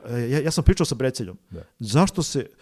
Inače, Marko Brecelj, kad je pustio Buldožer, on nije hteo kompromise, nije hteo da bude zvezda, hteo je bez kompromisa. Onda je sa Ivanom Volarićem Feom, njihovim avangardnim pesnikom, nastupao, imao ludačke nastupe. Gađali su smrznutim pilićima ljude, to Miša Mićić možda ti kaže. To su Miša i Buda gledali, i svašta, provokacije, tukli se kao mačevali se na bini, svačega. Jedan izuzetno važan čovjek, i on sam ja shvatio da Ivan Olarić Feo uopšte nije preveden na srpski. Znaš, neverovatno. Znaš, mi ne bi znali za Fea da nije bilo Brecelja. Brecelj je njega, oni u Sloveniji znaju da on izuzetno važan avangardni pesnik. I onda ja kažem Brecelju, pa kako to da Feo nije preveden? Pa on kaže, pa objavio je Feo sa Vojislavom Despotovom iz Zrenjanina knjigu. Da, ali na slovenačkom. I onda zamisli da kad sam ja možda je neko poneku pesmu, ja sam 7 pesama preveo i anegdote, čitav imam separat na svom blogu, kad je došao jedan levi underground strip autor mora da prevodi. Znaš, to sam kod Brecelja našao i te anegdote o njemu i jednog leta sam bio tamo, bili smo Zlata i ja, pre jedno 4 godine i onda sam ja prevodio to i to je meni, ja sam rekao, u tom tekstu si pročitao, ako je Brecelj moj duhovni otac, onda je Feo moj duhovni teča. Ono. Da. Znaš, to je taj srodni neki duh, oni su inače iz istog kraja i to je taj crni humor, apsurd, anarhoidnost, nepomirljivost, svašta, nadrealizam i tako svašta. Kako je danas situacija tamo? Ima li Brecelj nekog naslednika? Brecelj, mi smo članovi odbora. To je sad odbora. druga zemlja i možda su oni mi smo članovi odbora Breceljevog muzeja Marka Brecelja u osnivanju u Kopru. I tu smo se isto našli, što si ti rekao, Zlata i ja kao samouci među nekim profesorima, doktorima tamo nauka iz Slovenije, ali mi smo ljudi prakse, mi smo ono što je Brecelj volio i što je... Pa znaš kako, Brecelj je jako bio veliki jugonostalgičar.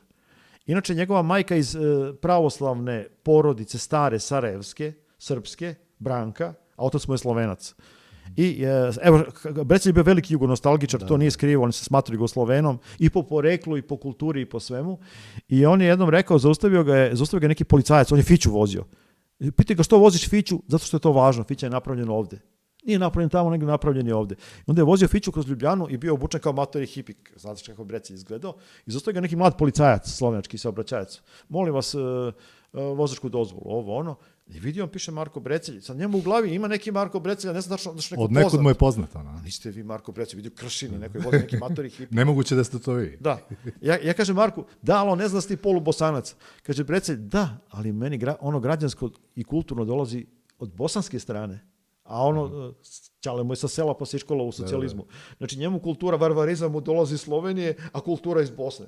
Tako da on je veliki čovjek velikih paradoksa i veliki jugonostalgičar.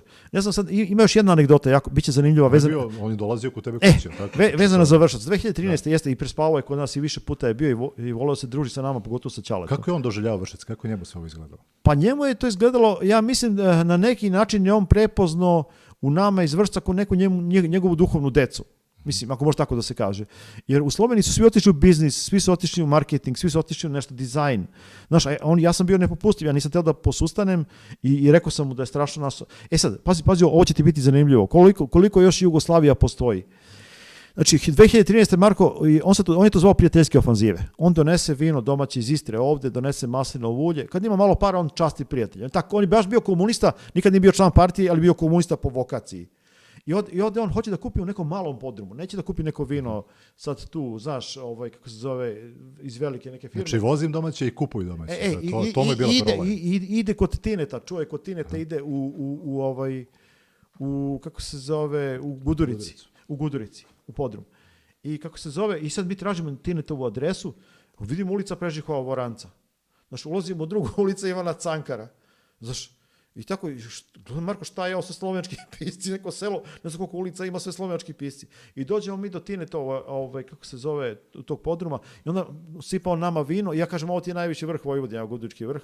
I on kaže, neki trenuci su savršeni, samo još fali sitnica da bi bili savršeni. Rekao, šta ti sad fali? Fali mi neka cigara. I Tine mu donese cigaru, evo ga, kuća časti.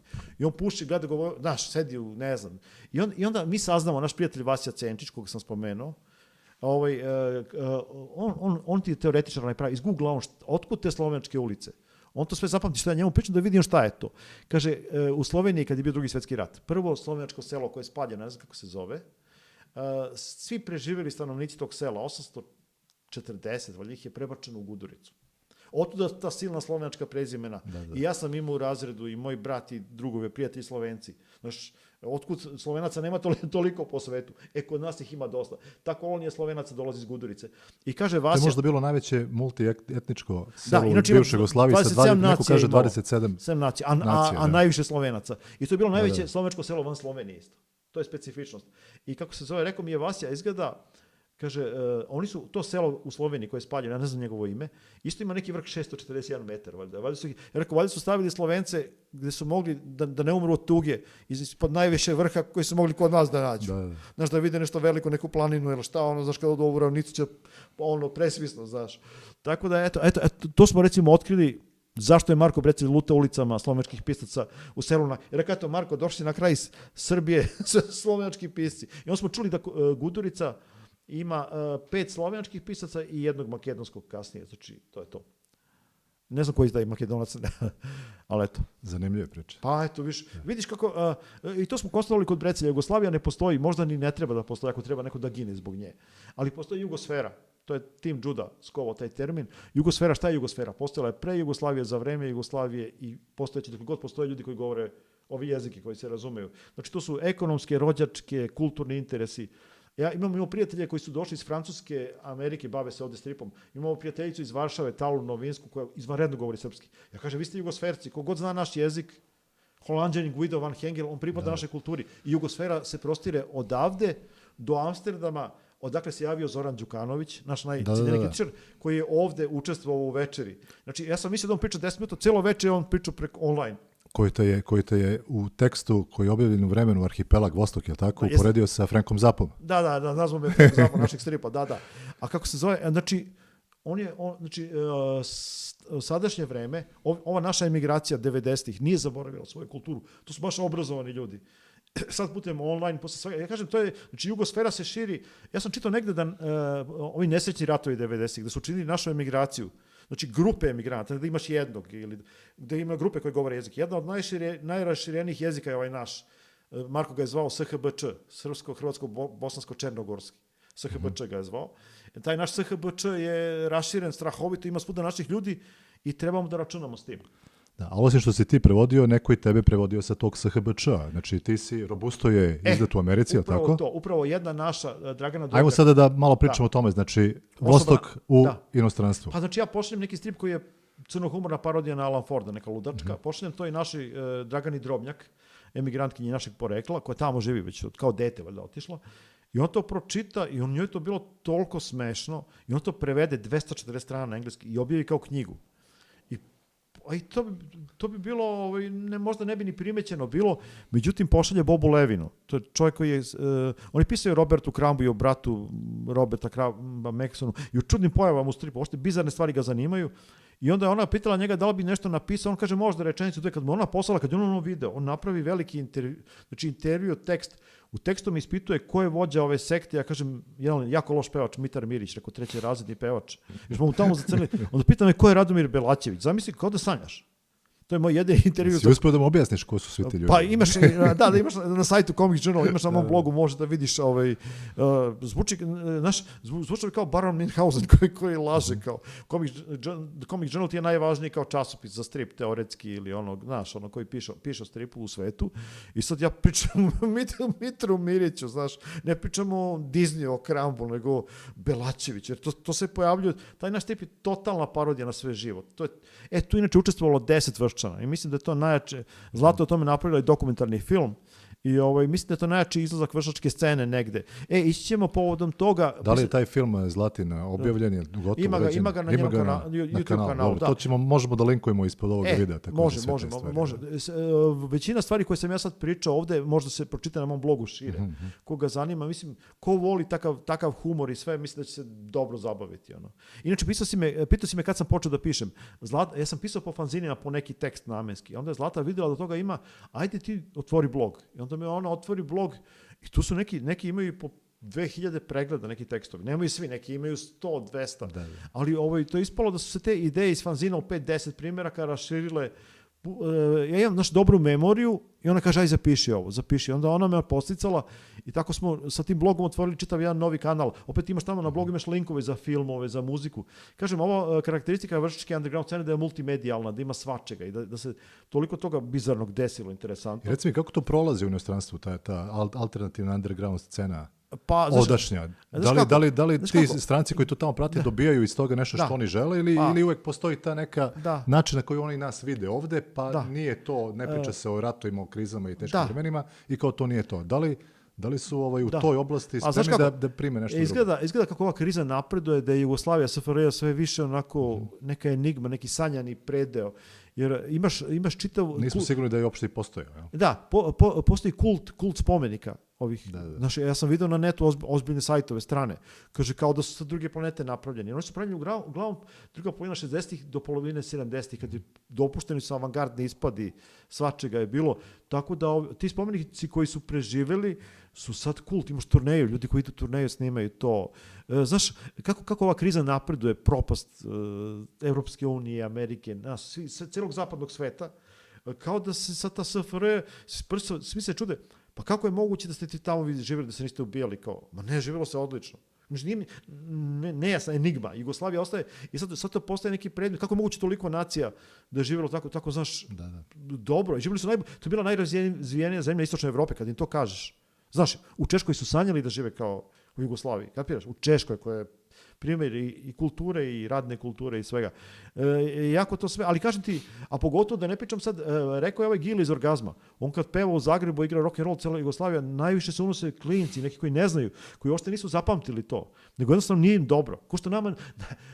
Koliko nama nije bilo dobro sa SFRJ, hteli smo zapad, možda viš koliko njima nije dobro. Koliko ovdje nema perspektive ni za milenijalce, ni za zedovce i što su mlađi, sve više pojedena supstanca društva, za njih nema budućnosti neke, i onda čuju kao nekad se lepo tu živjelo, pa si putovo, pa su radnici išli na more. Pa kako su radnici išli na more? Kaže, u Hrvatskoj sad 60% ljudi ne može da plati zaposlenih, 7 dana na moru hrvatskom. Znaš, to je kao sad njihova obala, to više nije, a nekad je bila naša, ali svi su radnici išli radničko odmah. Kako je to bilo moguće? Pa su kako dobiješ stan, kako radnik dobije stan? Kako radnik vozi, znaš, posle koga on ima auto, sve. Znaš, sad, kako kriza napreduje, ja sam to primetio u Sloveniji, pošto meni je uvijek Slovenija i pojam i kulture i svega, i radne, i kažem, i uopšte, koliko raste frustracija i nezadovoljstvo i sve, pogotovo od 2008. nadalje, to je sve, znaš, i kako se zove... Da li ti utisak da se to događa i sa mlađom generacijom ili samo sa pripadnicima naše i malo starije? Što su mlađi, ja sam sad čuo, bukvalno, kažem, u Hrvatskoj trend na TikToku ćirilicu uče klinci. Ja ne znam šta je. Slušaj one narodnjaki. Si vidio Aleksandra Prijović 5 koncerata. Ja ne znam, izgleda opponiraju roditeljima. Ja ne znam šta je to opozicija. Zanimljiv društveni fenomen je to. Da.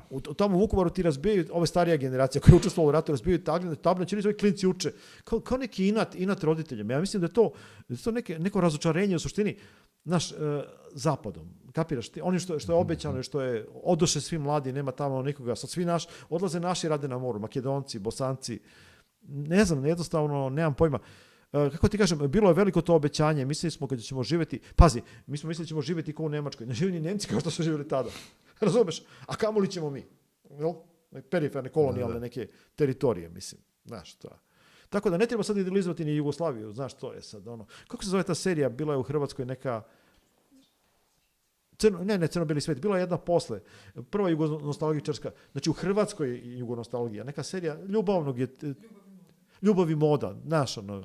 Hvala, Zlato. Da. Ljubav, i neko je rekao, kaže, šta se ovo dešava? Znam da je to bilo nešto nakon smrti mog brata, smo gledali, pa smo malo da se razgalimo, ono, znaš, nije nam bilo ovako, te ne prolaze. I onda gledamo tu seriju koja je, kaže, prva u Hrvatskoj, prva otvorena jugonostalgija. Mislim, nije otvorena, ali se osjeća taj jugonostalgičarski vibe. Ako se to dešava u Hrvatskoj, možda misliš dokle je došlo. Ipak je bio rat tamo i to treba razumeti, ljudi su stradali. Tako da... Ti si koristio 2 pseudonima u tvom radu. Prvi je bio Mediokritet. Da. I posle Vostok. Negde si rekao da si kao Mediokritet bio slobodniji i manje autocenzurisan, ako bih te pravilno sad parafrazirao. Pa da. Pa ja sam se stvarno osjećao kao Mediokritet. Ništa mi nije išlo. Ali onda znaš... Ti si bio potpuno autentičan u tome. Znači ti onako, ono što si bio u datom momentu, to si stvarao. Znači nikakvog tu nije bilo, ništa nije nikad bilo u rukavicama. Pa što mi rekao Zoran Đukanović? Čovjek koji znači, piše predgovore za Cisco Kida, za mainstream u Americi i poznaje od mainstreama do alternative. Znači on voli taj moj gotik opus, Vostok. Ali ja kažem njemu, kad bi morao se opredeliti, meni je Mediokritet draži. Neka je ovo crtano bolje. Znaš, on kaže i meni je bliže. On koji, kažem, poznaje klasični... To bi moglo da bude neki savjet današnjim umetnicima čime god da se bave. Znači, kako si ti uspeo zapravo da većina ljudi, dobar deo ljudi se trudi da na neki način, hteo to da prizna ili ne, da se nekome dopadne. Pa svi to hoćemo. Pišemo onako kako hoće neko da nešto pročita. Pominjemo teme koje su čitane. A svi to hoćemo. Ja sam ti to nikad nisi radio. Ne, znaš u čemu je fora? Kad meni kažu ljudi da sam jako iskren, I, znaš, iskren sam na nekom nivou nisam. Dobro, Imam da. ja hipokritske... Ali iskren si, eto i to si priznao. To, pobedi me, izbija iz mene iskrenost, pobedi me, prevari me. Tako me ovdje prevarilo, ali dobro me prevarilo to. Znaš, i ja sam odrastao, kaže, znaš koliko puta slaže, svi mi slažemo dnevno, prosječno, u urbanoj sredini, da ne bi bilo pokolja i svega. 250 puta dnevno. Neće ti da slažeš uvijek radi koristi. Ali recimo, voliš svoju sestru i napravila je bez veze frizuru i kažeš, lepa si. To si rekao iz empatije, jel? I to nije istina, isto, jel? Treba se kažeš, pa daj bez veze ti bilo si lepša tamo. Znaš, često ćeš reći iz raznih razloga ćeš slagati, mene iskrenost prevari, ima neka komponenta moje ličnosti, ali sad ne mogu da se žalim. Često sam smatram da ispadam budala u društvu. Što kaže Kafka? Kaže, kad sam shvatio da svi nose maske, jako kasno, užasno sam se postidio jer ja sam išao bez maske. Budala kao. Znaš, tako da ta iskrenost, ja sad malo i šalim, malo i preneseno govorim, ali fakat me iskrenost pobedi. Znaš, ali što je iskrenost više pobeđivala, meni je život bio bolji. Svaka čast. Sad pazi, pomenuo si Kafku. Da. Kakva je istina o Kafki i Gregoru Samsi? Istina, ko je to istina? I šta je to u stvari? To mi je nabor Devolac donio časopis, to jest, ja pročitam, Šandor Minik se zove, nikad ga nisam upoznao. Napiše parodijsko viđenje celog Kafkinog opusa, kao razjašnjava i zamak i sve, a crno Dakle, radi se o naslovu tvog stripa, je li tako? Da, molim? To je naslov tvog stripa. Da, to je naslov i te priče i to je izvanredno, to je prosto neverovatno koji je to čovjek to napisao. To je zapanjujuće i tu počinje moje stvari. Ja sam spaljivao stripove kao mlad, bio nezadovoljan, bio mediokritet, bio svašta. I onda pročitam tu... Ali imaš svog Maxa Broda koji će te sprečiti? Pa ja sam svoj Max Brod potpomognut zlatom. Eto, odlično. Da. Ne, ja sam Max Brod naboru Devolcu. Ja sam objavio gomilu priča. Ja sam ga izdao za života. I to je velika stvar. On je napisao ne. Znaš kakve genijalne priče, autobus, Bili borac za pravdu. Pominjali smo to, da. Bili borac za pravdu koji zastupnik. Znači, neverovatne priče, on je rekao ne. Dobro, nije spalio, mislim. Tako da prevario se pa je dao meni, tako da sam ja naboru Devolca izdao još za života. Ali njega baš briga, on ima neki drugi život, ima porodicu. Ne, prati on to. Dosta smo se povezali za njih par godina opet i malo smo ga isnimali, Zlata i ja. I tako da, ja sam njega izdao za života. Uglavnom. Tako da šta da se radi? Nije morao da čeka, bar da umre. Što se tiče, pominjali smo kreativne radionice. Da. Imali klinaca u vrstu sad za kog možda kažeš sad ovaj mali je super, bit će od njega alternativac pravi. Prošlog leta u Kragujevcu mi imali strip radionice izložbu, puštamo spotove Tehno Muda sa zadnjeg mog albuma Imate li vazelin koji je moj brat uradio i sad dolaze dva momka iz Beograda se ispostavi da su, znači u Kragujevcu, nekom podrumu tamo, neka radionica i kaže kao, mi smo došli vidjeli smo da će biti spotovi Tehno Muda, pošto mi imamo politički korektne na YouTube i politički nekorektne koje puštamo stvarno, kad puštamo na nastupima i oni dođu i jedan kaže ja sam Mašan je koje, 92. a obojice su 92. I obojice su arhitekte. Pazi, dolaze tu zbog Tehno Muda, zbog jebenih Tehno Muda, pa ne znam da bi ja došao tamo iz Beograda. Dolaze kolima i kaže dok su dolazili ti kolima, a to vreme bio Arsenal Fest, Riblja čorba, tamo Galija. I kao pitaju ih nekih šta idete na koncert, pa tamo vam je Arsenal Fest, ma ne, mi ćemo Tehno Muda da gledamo. Šta? Znaš, ljudi dođu iz Beograda da gledaju Tehno Muda, mislim. Znaš, i hoću kažem, eto, to su uslovno rečeno, pogotovo za arhitekte, za stručnjake, vrlo mladi ljudi u suštini. I taj jedan Mašan, on je još i srednje škole obožavao. Žao mi što moj brat nije video gde je to stiglo, mislim. Drago mi što Vladimir Kolarić, kritičar koji se citirao, je pre par mjeseci pre smrti mog brata, kad je objavio jedan video s tog zadnjeg albuma Imate li vazelin, kako se zove, on je rekao, na Facebooku je napisao, znači on je vrlo ozbiljan čovjek i kritičar, sada je jasno, Nemci imaju Kraftwerk u elektronici, Srbija ima Tehno Muda. I to moj brat video. Moj brat koji je imao neku vrstu autizma, koji je ingeniozan, vizionar zvuka. Znaš, ali nije umeo to da iskomunicira. Ja sam mu pomagao tu koliko je trebalo, ali nismo ni sami znali. Mislim, vidjeli smo neke 1000 pregleda, ali to je za tebe neka apstrakcija, ako nisi negdje video. I onda shvatiš da neko to voli od ne znam kada, znaš. Ima ekipa u Subotici, jedan Damir Tahiri. Znači, to mi je brat srećom čuo dok je bio živ. Znači, oni su kao srednjoškolci išli i na moru i nose kastofon i puštaju gusle, i Tehno Muda puštaju tamo, maltretiraju ljudi u Crnoj Gori, znaš. To im je kao hip-hop njihov, znaš. Tako da, dosta, što su, i baš govore nam, još je ovo dobra priča, isto iz Kragujevca, na toj istoj sesiji pustimo dokumentarni film o mom ocu, kako je jedan penzioner postao punker, I priđe nam jedna devojka tako tiha, stidljiva, Milena, studentkinja akademije. To je prije akademije u Kragujevcu organizovano. I prilazi nam ona i kaže onako, ja kao da sam ga poznavala. Znači ona, vjerojatno si bio 29. godište, ona je, koliko ima godina? Znači 70 godina mlađa od mog ćaleta, više od 70 godina, znaš. I ona je to doživjela, kao ja bi to još da pošaljem nekim prijateljima, ili možda date link, ja kažem Zlato, ovo ti je najveći kompliment koji sam dobila. Da neku mlađe generacije, da se uspjela, i Zlata je samo kritična, jao nisam dobro montirala ovo, jao kamera, jao nije dobar zoom, jao šta je ovo, šta je ono, ne valja. Užasno je samo kritična, ja kažem, jesi vidjela, to nije ono kurtozni kompliment, da osoba koja te ne poznaje i koja je čak stidljiva, introvertna, ali vidjelo je se sjaj u očima, kao da sam ga poznavala. Znaš, tako da, ima, baš na nezavisnoj kulturnoj sceni Srbije, čiji smo članovi skoro, ja sam rekao, pričao sam im to iskustvo i rekao sam, stalno pričam mlada generacija. Ko je mlada generacija? I Miša, i ja, i Buda smo bili neka nekolicina, ili ti u tvojoj generaciji čudaka koji se nešto zanima, ih ne znam šta. A takvih čudaka ima svuda, samo treba da... Zlatina je upravo poruka da treba da napravimo organizaciju, da možemo da odštampamo ovakve stvari. Opština nam je tu pomogla, recimo da raširimo više, da dođemo do zainteresovanih. Jer očigledno, znaš, lako je kukati samo i... Sad imaš i sredstva komunikacije da možeš lakše da dopreš.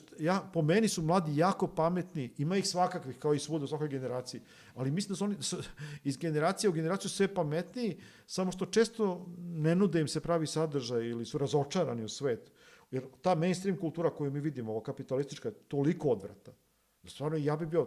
Ali pazi, ja sam bio razočaran u onu kulturu, onda ono, bijelo dugme, fuj, partizanske filmovi, fuj, znaš, i mi smo imali svoje razočarenje, pa smo našli, ali kažem, ja sam veliki optimista, ne znam sad ovi još mlađi kako će oni reagovati, ali mi smo otkrili mnogo mladih ljudi koji su drugačiji, privlači ih ovakve stvari. Jednostavno, srećemo ih svuda. Evo sad baš kažem, treba da idemo u Rijeku, pa da idemo opet u Niš, pa ćemo ići u Skoplje. U Skoplju će biti jedan veliki projekat.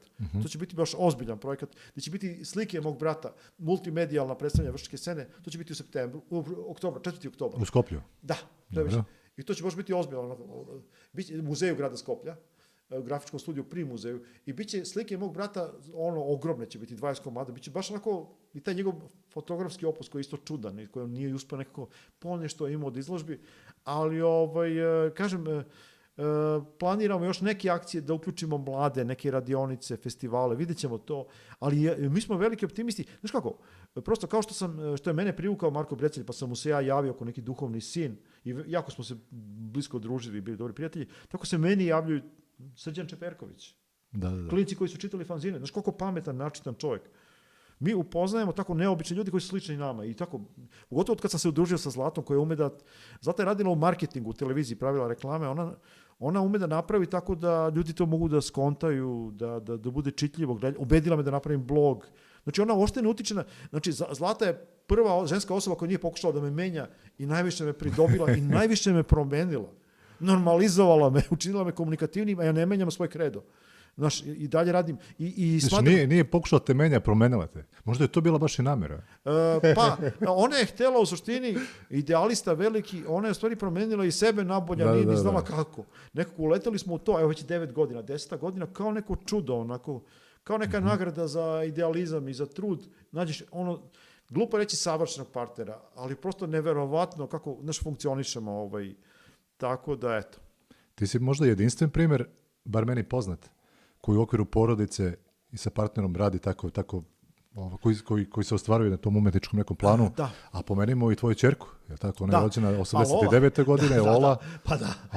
Eto, reci nam nešto. Prvo sa njenim dedom, tim čuvenim Boćom, sad čudakom.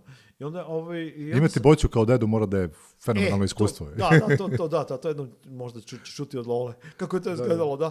Kako se zove, uglavnom, to je to vreme Patagonije, to je to vreme inflacije i ludila. Tad stvari počne da gube gravitaciju. Sjećaš se tog doba, to je sve bilo potpuno nadrealno iskustvo, gde materija gubi ranije značaj, sve počne da suludo da bude. I onda ja shvatim, brate, smarujem ovi mainstream super heroji američki, ovo je, pa jebote, vidim ja Lola nešto škraba tamo, šta je to Lolo, ja se sve ispričam neki, pa jebote, zabavnije od ovoga, gledam neku seriju na 3. kanalu, dosadnu pazi, u narodu koji je toliko duhovit. Prepun je mana, ali bar ima smisla za humor, to svi kažu, nenormalan. I ti gledaš dosadne humorističke serije. Pa jebote, šta nije u redu? I onda čitam malo dete škraba po svesti, šta je? I smejem se, pa jebote, sad ću da napravim strip. Jo, nalepim, ima šta je, to nije znali da piše. I napravim ja strip Ćelav Hitler. I pošaljem ja strip Ćelav Hitler u Sloveniji, ona dobije nagradu. Pazi, ja pošaljem svoju Staljinu, ona dobije, ja ne dobijem nagradu. Antinaciji konkurs. Onda ja tužan pričam za B92 kako me dete porazilo. Sad sam izgubio svako samopouzdanje. Znaš, parodijski onako. Znači, odjeknula je ta vest. Naslomljen sam će, malo dete me porazilo. Ja već prešao 30, ništa od mene. Znaš, ne znam da li te ima negdje. Kad su došle 90. ti si već prešao 30, ili tako? Ti si dosta kasno, da kažem, ušao ja sam prvi fanzin, ja sam prvi strip Jozefa K. nacrtao u 28. Prvi fanzin u 30. Prvi put sam na Binu izašao u 43. godini u Subotici. Ne pitaj, znači sve naobok. Dobro, znači tek treba da očekujemo nešto veliko. Ali kad sam nešto uradio, odjeknulo i bilo je trajno. Znači, ti rizikuješ da posle 40 sa tehnomudima pevaš, što ti smeš budala, mislim. Znaš, ljudi srednjih godina, znaš, žene puštaju, nose sve kraće suknje, muškarci jure mlađe ženske, znaš, a ja izađem na Binu, nisam saču, ali sve ispalo, sad ja se malo šalim, ali sve je ispalo neki unutrašnji poriv je bio, isklopilo se s polja okolnosti, pa se desilo da je to bilo odgođeno sve. Ali i Ćale mi je bio slow starter, dugo su živjeli Ćale i deda, obojice su bili slow starteri. Slow starter je možda prava stvar. Pa izgleda, ali moraš pre toga da imaš dosta toga, da želiš, da hoćeš, da te zanima, da bi se to... Da sazri to dovoljno. Ako si samo spor, biće samo spor. Ako si borac i sports... Ima i onaj termin late bloomer, ne znam da li isto znači. Moj Ćale je njegova karijera underground crtača u 66. je prvi tim, znači od 65 godina do 90. Sve je uradio u penziji. I toliko da je, kaže ti, čak Marko Brecel se družio s njim, volao to što on radi. Smatrao ga je kolegom, performerom, zvao ga je kolega. Tako da nikad nije kasno. Znaš, tek Ćale ta priča o njemu. Mislim, opet na blogu, koga god zanima, možda me doda na Facebook ili da ode na blog, imam tamo napisano. Tamo imaš sve to. I o Ćaletu i o Brecelju. Inače smo, Zlata i ja, vrhunac nekog priznanja nama je bilo kad nas je Marko Brecelj proglasio kao producentima poslednjeg festivala Copper Ground, koji je pravljen bez para. Nas 5-6 smo na mišiće napravili, on nije hteo da odustane, napravili smo alternativni festival i on je rekao, vi ste koproducenti. I to je bilo zadnji put i tako. Mnogo zanimljivih doživlja, cela Jugoslavija nam je svuda vri od bivša, pa i kažem, bili smo i u Berlinu, Brnu, Pragu, Zlata i ja, i u Freiburgu, i svuda, ali najviše u Sloveniji. Negde si rekao da nisi ranije volao da putuješ, ali eto sad se desilo da si to zavoleo. Znaš kako, nekako... Ali svako putovanje ima neki razlog i vezanje za to što radiš. Jeste, tu se i zaradi, na putovanjima se najbolje može, takav je priroda našeg posla, da moraš da uradiš nešto, ne možemo u nekom kancelariji da radimo, moramo da uradimo konkretan projekat da dobijemo neke pare i da nas prihvati. Možeš sebe da zamisliš u kancelariji? Bio sam u portičkoj kancelariji, 5 godina i crtao sam Istina o Jozefu K. Izgleda da sam najbolje stripove uradio, to najvažnije. To je ovaj Guslar. Znači, Noćni portir je se ozbiljno bavio crtanjem stripova. To je loza koju su pustili, to je u vršcu počelo par nas ortaka, Miroljub Stojanović, Zoran Jurković, kako da izbjegnemo da svi volimo da čitamo, što je puno i da radimo, i tako čudaci smo, i onda najbolje dobiješ neku malu platicu, ali ti niko ne dira. Jedna od najnižih plati u firmi, ali jedna od sam si dosta. I onda sam ja tu, recimo, dešava se, imao sam pištolj, uniformu portirsku i crtam nešto da ulaze policajci, to bi socijalizam. Gledaj sad, ili slikam nešto. Jebate, šta je ovo? Sad ne kršim zakon, ne spavam, ali opet šta je sad, daš kako da me gledaju? Nisu znali ove šta, znaš, čudne stvari. Ali uglavnom, bilo je to dobro biti portir, ali onda je došla 93. pukla je firma, trebao sam da idem u fabriku, Šampion je kupio firmu Agrokomerc, jer sam trebao da idem na traku i tako. Onda sam rekao, privremeno ću da dam otkaz, naći ću posao. Nisam ga do danas našao. Još uvijek sam srećno nezaposlen. Da, srećno nezaposlen. Zadnjih 4. godina već imam i status samostalnog umetnika neki. I to se dešava. A nisam član uluva ničega. Nego Centar za savremeni ples, stanica se zove moja organizacija. Često si pominjao i Krležu kao nekoga ko utiče na tvoj rad. Krležu sam mrzeo po defaultu i napisao sam jedan odvratan sastav koji srećao moj profesor, jer sam mrzeo sve što nas teraju da čitamo. Mrzeo sam, on je bio neki, naš profesor je obožavao Kudra, Milivoj Kudra obožavao Krležu. I on napiše neki odvratan sastav da je Krleža bio naš veliki pisac bio debel, imao ne znam koliko kila, išao kod Pavelića na audijenciju. Baš sam bio na vrhuncu bezobrazluka, stvarno. Sreća što on to nije pročitao. ali posle ja postanem, promenim veru totalno. Znači, u 20. godini pročitam u vojsci Zastave. I to najduži roman, ja ne znam koliko je ljudi u Hrvatskoj pročitalo 4 toma. Zastave su ko rat, im je treba to pročitati i ja odlepim. Ja otkrijem Krležu, ali ne preko škole. Nego morao sam sam, i Kafku sam otkrio sam. Takav sam bio, znaš da sam morao. A posle radili smo Sanja Stepanović i ja strip za festival jednog pisca 2012. godina Dom omladine Beograda. Znači zajedno sa 2 autora iz Hrvatske, Igorom Hau-Bauerom, Damirom Štajflom, Sanja i ja smo radili i Boris Stanić iz Srbije, a urednik je bio Zograf.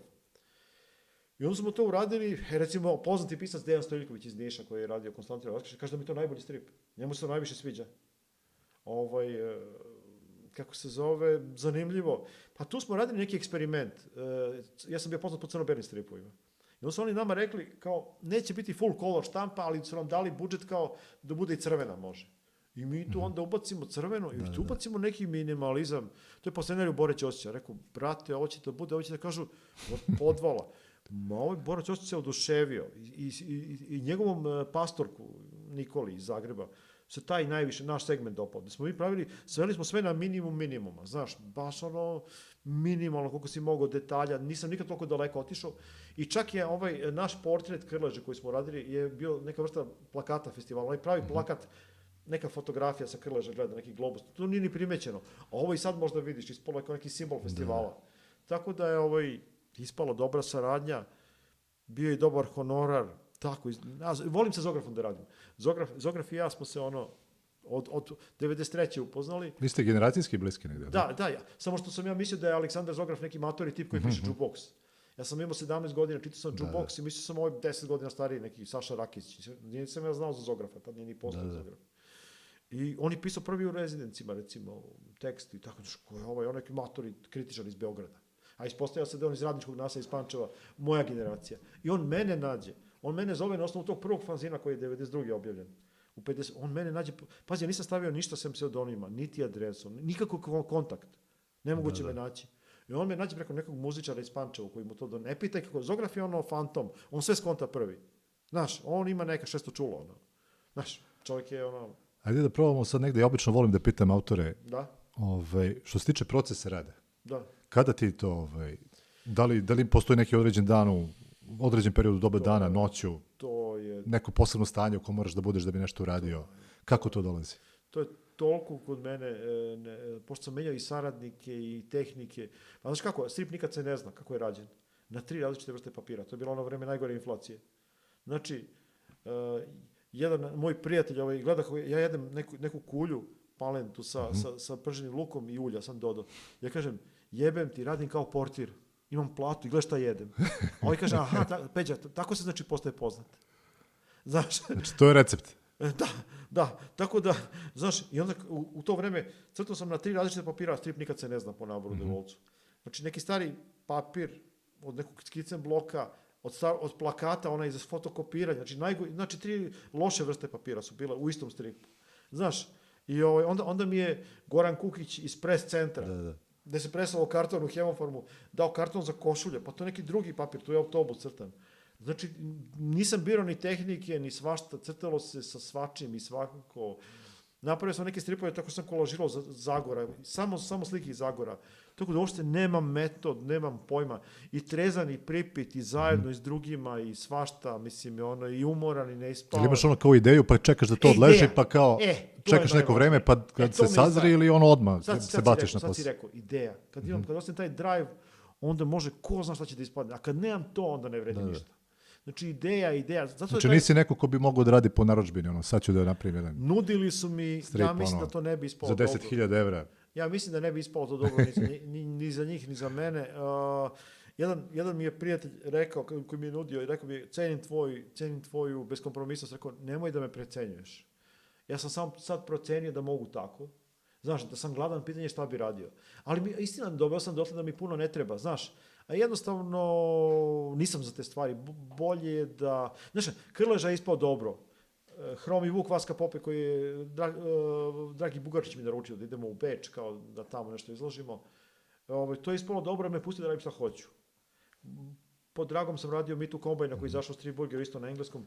To je jako zanimljivo, Mita Kombajn. To zato su mi- često kad se ga pominja u raznim okolnostima i situacijama. Mita Kombajn, Ajde reci malo sad što se tiče Mite Kombajna, vršački ili kopit. znači, dragi Zbog Bugačić- čega te on toliko Pa, zato što kad sam ja bio intrigirao? mali, znaš, neki bi pokazivali, vidiš neki sitan, jadan čovjek, onako, znaš, onako, vidiš ga da je siromašan, nema kuću, nema ništa. Meni je bilo žao, onako, ko je taj čovjek. I onda posle u romanu Pusti puže rogove, koji mi je strašno bio važan u srednjoj školi. Za mene Dragi Bugačić bio tako neki važan čovjek koga ja neću nikad ni dopoznat. Što bi se on upoznao sa mnom. I tu ja čitam o Miti Kombajnu i sve. I onda kad mi je Dragi, kad je slavio 60 godina života, 40 godina rada, 2008. Kaže, aj nešto nacrtaš po mojoj literaturi. Kao bit će neki sitan honorar. Rekao, Caki, znaš da ne volim da radim po narudžbi. Nisam takav tip. On kaže, ali radi šta ti hoćeš. Šta ja hoću. I onda ja izaberem monolog Mite Kombajna. Kad je bilo predstavljanje tog zbornika gdje je objavljen strip, to je bilo u biblioteci 2008. oktobar, rođendan Cakijev, i bio je izložen i taj strip o Miti Kombajnu. I mene gleda Mita Kombajn sa drugog zida. I ja kažem, tu je, sve da je bila i Dragica Stanojlović i neki uglednici. Ja kažem, znate, kao, da li se neko seća koji je bio gradonačelnik? Ja sam bio klinac, ne znam koji je bio gradonačelnik Vršca 72. 3. Ne znam koji je bio glavni slikar. Ne znam koji je pisac. Ne znam. A koga se ja sećam? Evo, gleda me sa onog zida, Mita Kombajn. Ko je na mene ostavio utisak? Znaš? Zanimljivo je te priče o marginalcima koji ko je važan? ostavljaju neki trag i utiču na nas. Da, interesantno. Da, na kraju kažem A nismo ni svesni toga. Ja ne znam da li Caki prevede negde na engleski, ali tu jeste i piše po romanu. To je isto jubilarni broj, 25 godina Street Burgera. Tu je izašao Mita Kombajn. Tu su oni mene pitali šta hoću i ja sam dao to. Da. Ko je Pominjao važan? su u intervju su također pominjao i Vaska Popu. Da, pa Vasko Popa, da. Vasko Popa je čudan čovjek, mislim, on je napisao više od 30 pesama da se spominje Vršac. A u stvari ti kad pogledaš, on je samo 10 godina probao Vršcu. Od 8 godina do 18 kada je otišao na studije. Da. Ali ga to strašno obeležilo. On je dušom živeo ovdje, možda je sanjao neki Vršac, znaš. I eto, imali smo sreće da je taj čovjek bio ovdje. Nisam siguran koliko smo se mi odužili njemu. Znaš, ja kroz strip jesam, dosta sam stripova radio. Vasko Popa opet nisam otkrio u školi, morao sam sam da ga otkrio. Kao i mnogi od nas. I otkrivam ga i danas, da. Osim neku srodnost, mislim, ne smem da se poredim s njim, i nismo ni u istom mediju, ne znam šta bi on rekao da vidi moje stripove, ali to je kako ga ja doživljam. Imali smo sreći da smo imali takvog čoveka u ovom gradu i to je, kažem, najpoznatiji vršački ekscentrik. Tako. Mislim da bi se on složio sa mnom. To je on bio. Vostoče, ubismo mi više od sat i po vremena, koliko Okay. ja vidim ovdje. Dobro. Ja volim da pitam na kraju da li smo mi nešto slučajno zaboravili da kažemo, ti bi jako volao da to bude rečeno. Pa ja mislim da smo sve rekli. Da mi je drago da u tački susretanja u Vršcu pravimo ovakvu emisiju. Ja sam tebi rekao, šta si volio, neko književno veče. Rekao sam ti mi izgledaš, spominjali smo emisije iz kulture, na old school voditelje. Ne, ti si Jebote, čekam sat i po vremena da me čovjek pohvali i eto, hvala ti stvarno. Da. Mislim. Nisam mislio da ćeš ikad da vodiš. To si mogao odmah na početku da kažeš. Da, nisam ni mislio da ćeš ikad ništa da vodiš. Nego rekao sam, ti kao... Nisam ni ja. Ti si rekao, to bi je prvo književno veče. Rekao, nemoguće, delaš mi one old school voditelje, ala Nebojša Đukanović, ala Svitni Munitić. Znaš, tako sam ja ljude gledao na televiziji. Sad nisam ni mislio da ćeš, pogotovo da ćeš ti sa mnom da vodiš. Eto, imamo gde i u tačke oslobođeni prostor kulture, jel? Pa, mislim, meni u Vršcu nikad nije bilo bolje. Možda je u Vršcu nekom loše, ali meni nikad nije bilo bolje kad su ovakve stvari moguće. Jel?